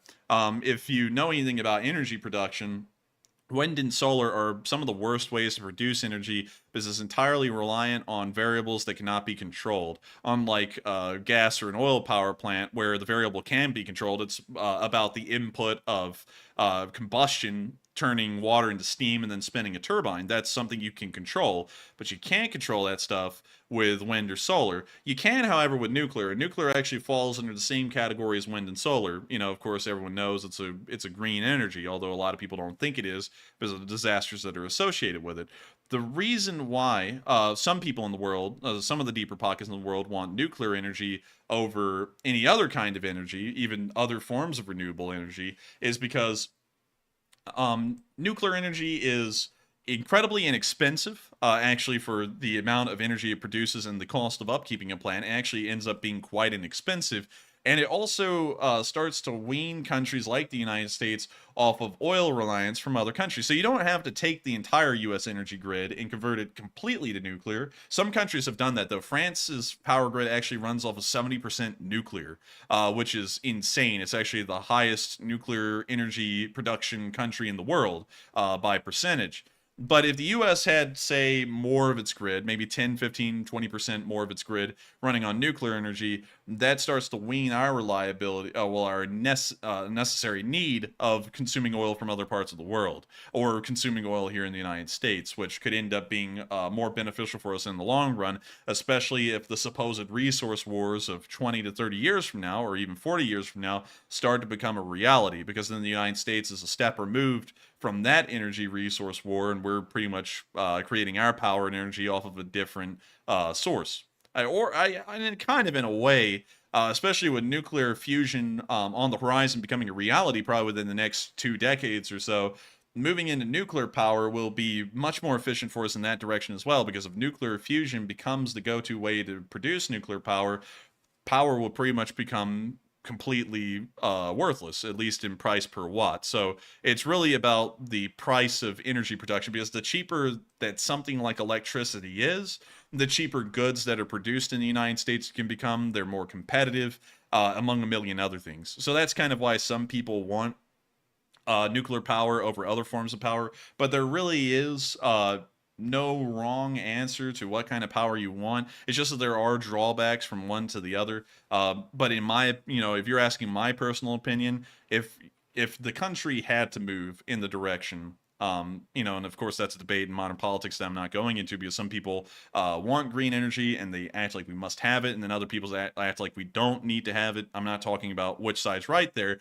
But if the country had to move in the direction of having green energy only, I would say ditch the solar panels, ditch the wind farms, because the amount of territory they need to operate off and also the efficiency of them is very questionable. I would say go with nuclear power because it takes up a much smaller area, it produces far more power, and it's also relatively inexpensive over the long term compared to something like green energy, like solar or wind or other categories of green energy. And so with that, I hope that does. I personally think that I don't know why everybody's so fixated on a green power, because whenever you see a lightning bolt or anything power related, it's always yellow. So why aren't we trying to get yellow power? Oh my God, get out of here. Get out of here. But anyways, thank you so much for the support. I hope that does address that fairly well. Matthew just threw me totally off right there. I was getting scared, Matthew, that you're about to actually like say something that I'll be like, oh my God, but you didn't. But still, thank you for the support. I hope that does address that fairly well. And with that, we're on to the next one. And thank you once again for helping this channel to keep on running. All right, and the next one goes to Bob Anon, who puts in a $6 super chat. And he says, can we stick a Ukrainian patch on SEAL Team 6 and see how they go liberating the power plant? Yeah, I mean, like, you could. I'm sure they would liberate that thing pretty quickly. I'm not going to lie. And so with that, thank you once again for the support. I hope that does address that fairly well. And with that, we are on to the next one. And the next one goes to Borbula, who puts in a 5 and says, just starting my new job, and I wish I could give more. And I thank you so much for the support. And any amount counts. And I thank you so much for sending in what you did send in. And of course, I also want to tell you as well that if you are financially stretched, we actually encourage people not to support the channel if you're financially stretched, because I'd rather you take care of yourself than support this channel, because that would be far better for you in the long run. But I do thank you for supporting this channel nonetheless, because every bit counts, and it means a lot to us that people appreciate this channel enough to support it, to help it to keep on running. And so with that, thank you once again for support. I hope that does address that fairly well. And with that, we are on to the next one. And the next one goes to Terrence Custer, who puts in a 5 and says, keep trucking for the drone fund. And thank you so much for the support, and thank you for supporting the drone fund. That drone actually should have made it to Poland by today. I'll have to check the tracking information, because from what I understood, it was on the way over there the last I checked, so it should be there by now. So with that, thank you so much once again for supporting the drone fund. And with that, we are on to the next one. And thank you once again for the support. And the next one goes to CK Bold, who puts in a 5 and says, take a live chat question. And of course we will. And the live chat question, which is sponsored by CK Bold, goes to Americano Ranger, who says, can NATO now provide Ukraine with F-16 and more military power to destroy them terrorist regime? Call, I'm out. Call, I'm out. And also, I think you meant to say call them out. And also, Matthew, did I hear you correct? Are we in the live chats now? This was a live chat question requested by CK Bold. Okay, because for some reason I had a lapse there. I thought you just immediately skipped past the Morse code message. I was like, what? I was like, wait, we didn't get a Morse code decipher? But anyways, I would say that even without what happened here, I think it was prudent to send F-16s to Ukraine and F-18s or any other fourth-generation aircraft. And I would say that in response to this situation, considering that I think the F-16s are entirely detached from this, they should be sent anyways, even without this escalation in the war. I think that this escalation should begin to bring forth the question whether we should get directly involved or not, especially considering what we've seen. And so with that, thank you so much once again, CK Bowl, for the support and sponsoring that live chat. And I hope I addressed that fairly well. And with that, we are on to the next one. And thank you once again. And the next one goes to White Lightning 777, who puts in a 5 and says, do we know the names in chain of command of who blew up the dam yet? We don't.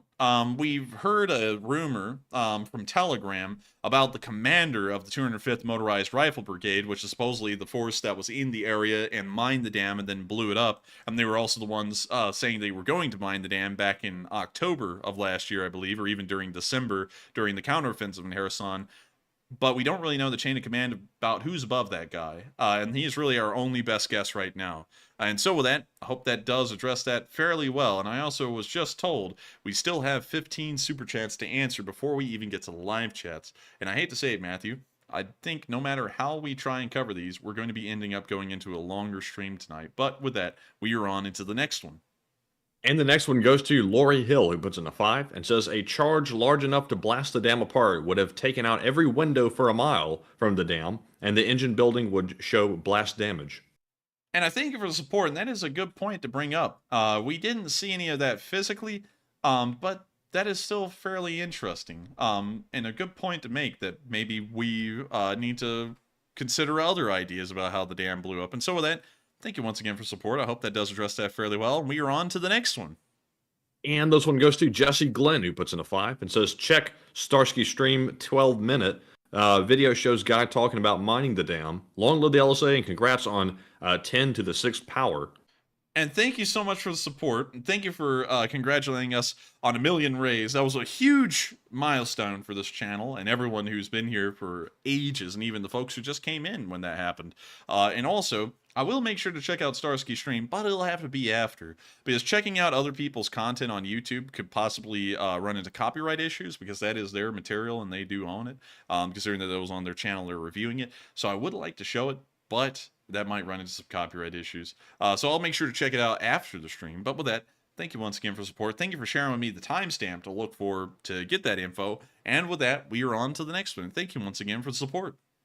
And this one goes to Frequency Harmonic, who puts in a 5 and says, could you please not show vids of RDK/volunteer units? They literally have the symbol of the Nazis on their IFVs. Plenty news to cover other than them. FOR prob OK. And I thank you for the support. And we've largely skirted around the political affiliations of the RDK, but you are correct, that's what they are. But nonetheless, they are a part of the force that is inside of Russia, and so not giving them any coverage would not be journalism. It wouldn't be news, because they are. Also, coverage definitely does not equal endorsement by any means. And it doesn't, because we sit there and we cover the Wagner unit in Bakhmut, but that doesn't mean that we support the Wagner unit nor the war crimes they commit. That is just the force that happens to be there. And considering that we've heard and also I saw someone saying that we shouldn't call them the Russian Liberation Army because the RDK is a part of them, but we've heard themselves, the Freedom of Russia Legion and the RDK, call themselves at times the Russian Liberation Army as a combined force. And of course, some people are saying they're not liberating because you're not. I'm just going off of the name they're giving themselves, and I'm just covering the news. That's who's inside of Belgorod. Whether you agree or disagree with what their political stance are, that's up to you. All I'm doing is covering the news of who's there and what they're doing. That doesn't mean I agree with their political beliefs. That doesn't mean I support them as a unit, but they are there. That's what they call themselves, and they are a significant part of the video and picture evidence that comes out of that area, and it shows a good amount of what they're doing there as well, and that's who's involved. If you don't like them, the best thing I could say is to maybe just say you don't like them, but they are the people who are there. Not talking about what they're doing there would be omitting news outright. Regardless of who they are, because if we go off of that idea, then that also means I have to go and not report about what the Russians are doing whatsoever in Ukraine, because they're a group of bad people that nobody agrees with, and then we have a war with only one side, and I don't cover what the other side's doing whatsoever. So with that, I thank you for the support. I hope that does address that fairly well, and I hope you understand why we cover it. It's not that, although some people out there have tried to make it sound like we support them or endorse them, they're just a unit that's there, and so that's the news, and that's really it for us. That's who they are. But with that, I hope that does address that fairly well, and we are on to the next one, and thank you once again for the support. And the next one goes to Dark Warrior 137, who puts in a 5 and says the tank in the house is the same energy as the cardboard box in Metal Gear Solid. Classic, but only creative until Russia hits houses for no reason. And I thank you for the support. Very interesting here. It's from Metal Gear Solid. I don't know what that is, but thank you so much once again for helping this channel to keep on running. Thank you once again for the support. And with that, we are on to the next one. And the next one goes to Christian Allenson Fisher, who put in a $5 donation. And I don't think there was a comment attached to it. I thought there was, but apparently not. But thank you very much for the support, and we appreciate it very much. And up next, we have a $5 super chat from James Moon, who says, one more live chat, please. And of course we will. And thank you, James Moon, for the support. And the live chat question is going to go to the Sunken Grave, who says, if proven that Russia acted deliberately to cause the flood, would this affect the more neutral stances of nations like India and China? It may, considering that it's a humanitarian crisis, although, the Chinese aren't really ones for, concerning themselves with humanitarian crises or crimes against humanity or anything. They may try and start distancing themselves once again from Russia and aligning themselves towards being anti-Russian due to that crime against humanity that they just committed. But once again, who really knows? Because the Chinese kind of do have a shaky history with that, and the Indians largely just kind of do their own thing, kind of like Turkey did a little bit before. But with that, thank you once again for support. I hope that does address that fairly well. And with that, we are on to the next one. And the next one goes to Drew D, who puts in a 5 and says, "Thank you for keeping me up to date on the Ukraine war over the past 468 days. Slav Ukraine." And thank you so much for the support and enjoying our war coverage for 468 days. We try and make it as informational and as interesting as possible, and I'm glad to know that you've appreciated enough to support this channel and help us to keep this thing on rolling. And so with that, I hope that does address that fairly well. Thank you so much once again for support. And with that, we are on to the next one. The next one goes to William Jones, who puts in a 5 and says, "Russia is a real death trap." And I would agree. Russia is a death trap. Even if you're just a normal citizen there, you end up getting killed by industrial machinery or something else. And so with that, thank you once again for support. I hope that does address that fairly well. And with that, we are on to the next one. Thank you once again for helping this channel to keep on running. Yes, indeed. And up next, we have a $5 super chat from Jesse Glenn, who says, Starsky also points out how worthless the UN is. Shortly after the dam blows, they tweet out it's Russian Language Heritage Day. And that was quite a poor decision on the part of the UN. The UN's really very symbolic, and that's about it at this point. Man, the UN is really, I don't know how to say it, like, colorblind on this kind of stuff. Like, it's like, the Russians just committed a crime against humanity, and then you're gonna go, it's Russian Language Day. It's like, come on, it's like, no timing. Don't bring that up after a crime against humanity was just committed. Wait a little bit or something, or just don't even mention it. But yeah, the UN is a symbolic organization. They're really powerless because the Security Council can veto, one member can veto something, and then it just doesn't happen, so nothing ever gets done. But still, really lame on the UN's part to do something like that. It's very tasteless and very colorblind to the situation going on in Ukraine, especially considering what happened when they put that out just hours before. But with that, I hope that does address that fairly well. Thank you so much once again for support. And with that, we are on to the next one. All right, and our next one goes to John Webster, who puts in a 10. And thank you, John, for the support. He says, is it possible that the dam wasn't blown up, that it was through Russian incompetence they held back too much water and the dam overflowed and over the dam, which destroyed it in the process? Maybe, but I honestly, John, I would have to say that may be as plausible as anything else, but I'm not entirely sure, because we did see on the graph, and this is something important to note on that graph, if I can get to it. Let's see here, raising water level. We can see before the dam actually was destroyed that while the water level reached a peak of around 17.5, it actually dropped back down to around 17.3 before the dam gave out. So if it would have been destroyed due to the rising water level, we would have seen the water level rise all the way up to its maximum, and then the dam would have collapsed, and we wouldn't have any information showing the water level decreasing. So that is a pretty good idea, but that little dip in the graph shows that it may have not been the case. But still, thank you so much for the support, John, and a very interesting hypothesis there. And I would have to say it is pretty plausible. I don't know if this has anything to do with it, but it's a very plausible idea. And so with that, thank you once again for the support. I hope that does address that fairly well. And with that, we are on to the next one. And the next one is going to go to James Moon. Once again, he puts in a 5 and says, can you talk about the only time NATO had an intervention without being attacked, which was in Serbia in 1999? And I hate to say this, Matthew, but what happened? Reread the line. Can you talk about the only time NATO had an intervention without being attacked, which was in Serbia in 1999? I actually would have to be honest with you. I'd have to declare ignorance on that one, because I don't really know a lot about U.S. or NATO intervention, for that matter, in Serbia. I know a little bit about what happened in Bosnia and Herzegovina, but I don't really know a lot about what happened in Serbia specifically. So with that, I thank you so much once again for the support. Unfortunately, I have to declare ignorance on that one. And with that, we are on to the next one. And thank you once again for helping this channel to keep on running. All right, and the next one goes to Margaret Hemsley, who puts in a 4 and says, please make limited merch available for 2 weeks. I'm broke, and you're worth way more than this. All I can afford. And I thank you for the support. And I'm actually going to have to leave that for a decision for Matthew to make, because it was supposed to be a week of festivities, and everything was supposed to end on Saturday of this week. But considering that you have made a request, the request has been submitted to the inquiry of merch, and we shall see if it'll be extended to 2 weeks. So, Enforcer Matt? The request is being reviewed. The request the request is approved.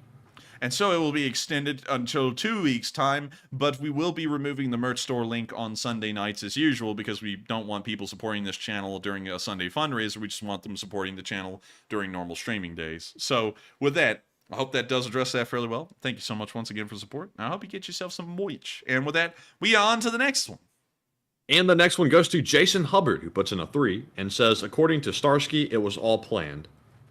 And I thank you for the support. Now I'd have to agree with Starsky. In my opinion, I think it was planned. I actually had an idea it was unintentional, but after looking at everything again and also listening to some of y'all, I would have to say it is intentional for sure. And so with that, thank you once again for the support. I hope that does address that fairly well, and I'd have to agree with Starsky on that one. It is certainly intentional. And with that, we're on to the next one. All right, and the next one goes to Dupper Bob, who puts in a 2 and says, Slava Ukraine. And Slava Ukraine. And thank you so much once again for helping this channel to keep on running and always supporting this channel and helping this thing to keep on running. An absolute old guard, as old as they get. And so with that, we're on to the next one. And thank you once again. The next one goes to Persona Incognito, who puts in a 2 and says, put Lavrov in jail. Oh, yes, certainly. I put Lavrov in jail immediately. And so with that... We're sending him to the horse pens? Yes, he'll be in there going, because he has that weird sounding voice. Sounds like some kind of a zombie or something. But anyways, with that, thank you once again for support. Put Lavrov in jail. And so with that, we are on to the next one. Thank you once again for the support. All right, and our next one goes to Lauren, who puts in a 2 and says, welcome Kaltenberg's new LSA recruit. And yes, big congrats to Kaltenberg, and I think he's already left for the night. Well, still, thank you for the support, and also, welcome to Kaltenberg's new recruit. I hope you're having a fun time, And so with that, thank you once again for the support. I hope that does address that fairly well. And with that, we're on to the next one. All right, and the next one goes to Galaxy Fur 4014, who puts in a 2 and says, the nuclear plant could also be mined to blow up. And it could be, and they say that it may have been. And so with that, thank you so much for the support. I hope that does address that fairly well. And with that, we're on to the next one. And the next one goes to S. Blanchard, who puts in a 5 and says, Enforcer, if Ukraine wipes out the Crimean and Kerch Bridge, would that trap the southern Russian forces between the river flood and Crimea? It would. It would in a way, because there wouldn't be any way for them to leave Crimea quickly. So it would be stuck in Crimea. But the flood, while it's massive, it is certainly a massive flood, it doesn't really affect enough of this area to really, like, trap the Russian forces and drown them. Because there's a decent amount of land that they can still fall back into and leave that floodplain from. And so with that, I thank you so much once again for support, Blanchett. And I hope that does address that fairly well. And with that, we're on to the next one. And thank you once again. Also, Matthew, how many do we have left? We have 3. All right. So with that, we're on to the next one. And the next one goes to Randy Tosto, who puts in a 2 and says, if the power plant blows, will NATO step up? Yes, I do think at that point NATO would most likely step in, especially if the power plant blew up, because that would be, honestly, that would be something so bad. I think maybe a temporary ceasefire would be declared in Ukraine to try and deal with that situation, because it will probably end up affecting both sides quite heavily. And if it was not stopped or was not contained, that could affect the entire world drastically for the next decades or even centuries.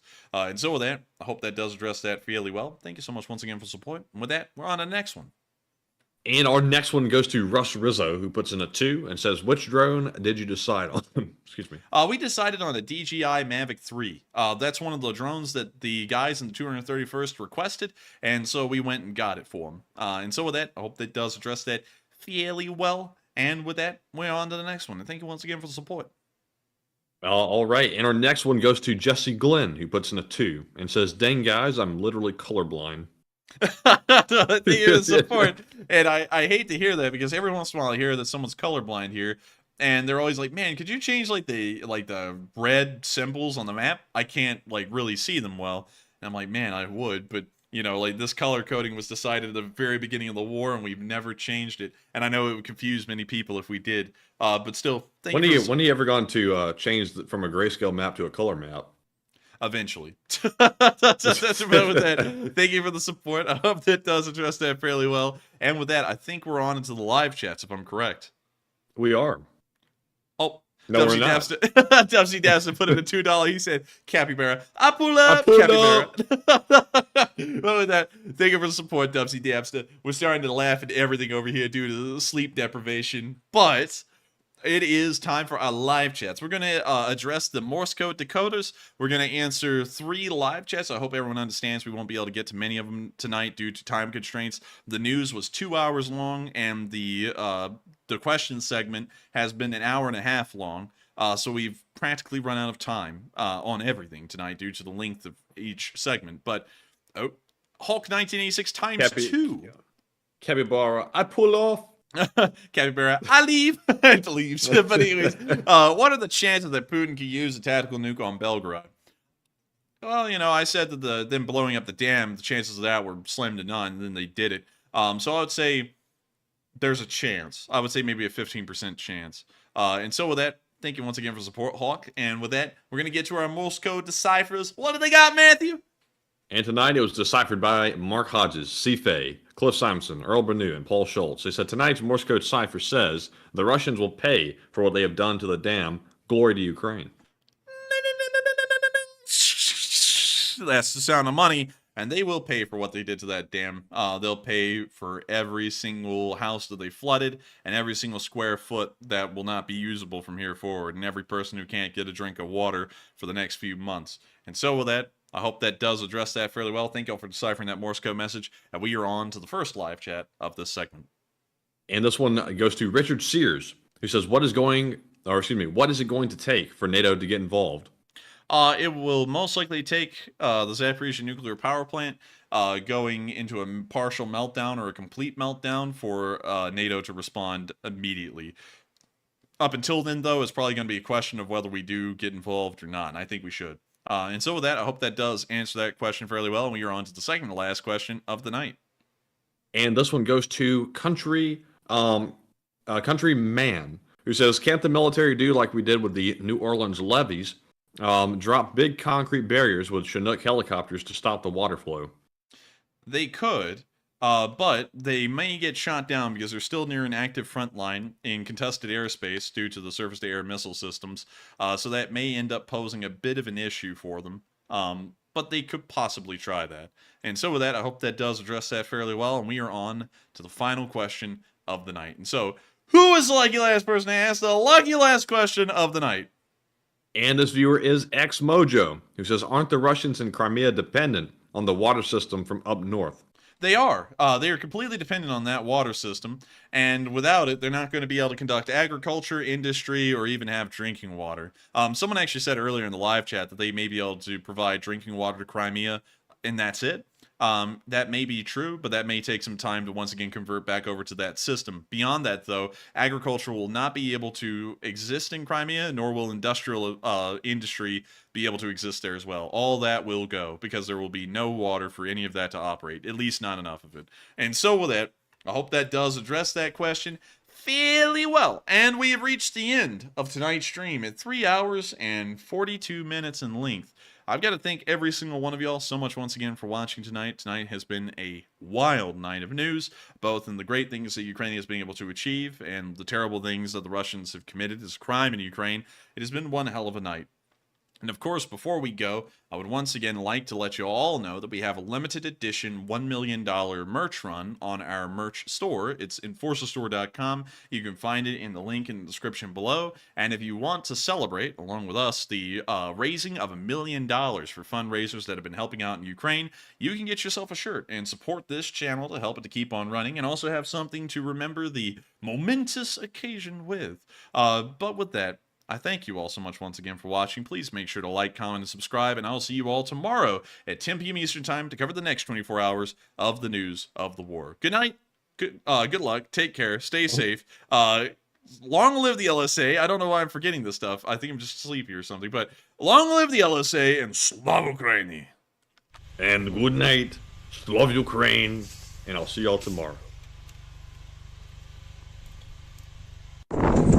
Yes. The Leaf Spring Army sends its regards.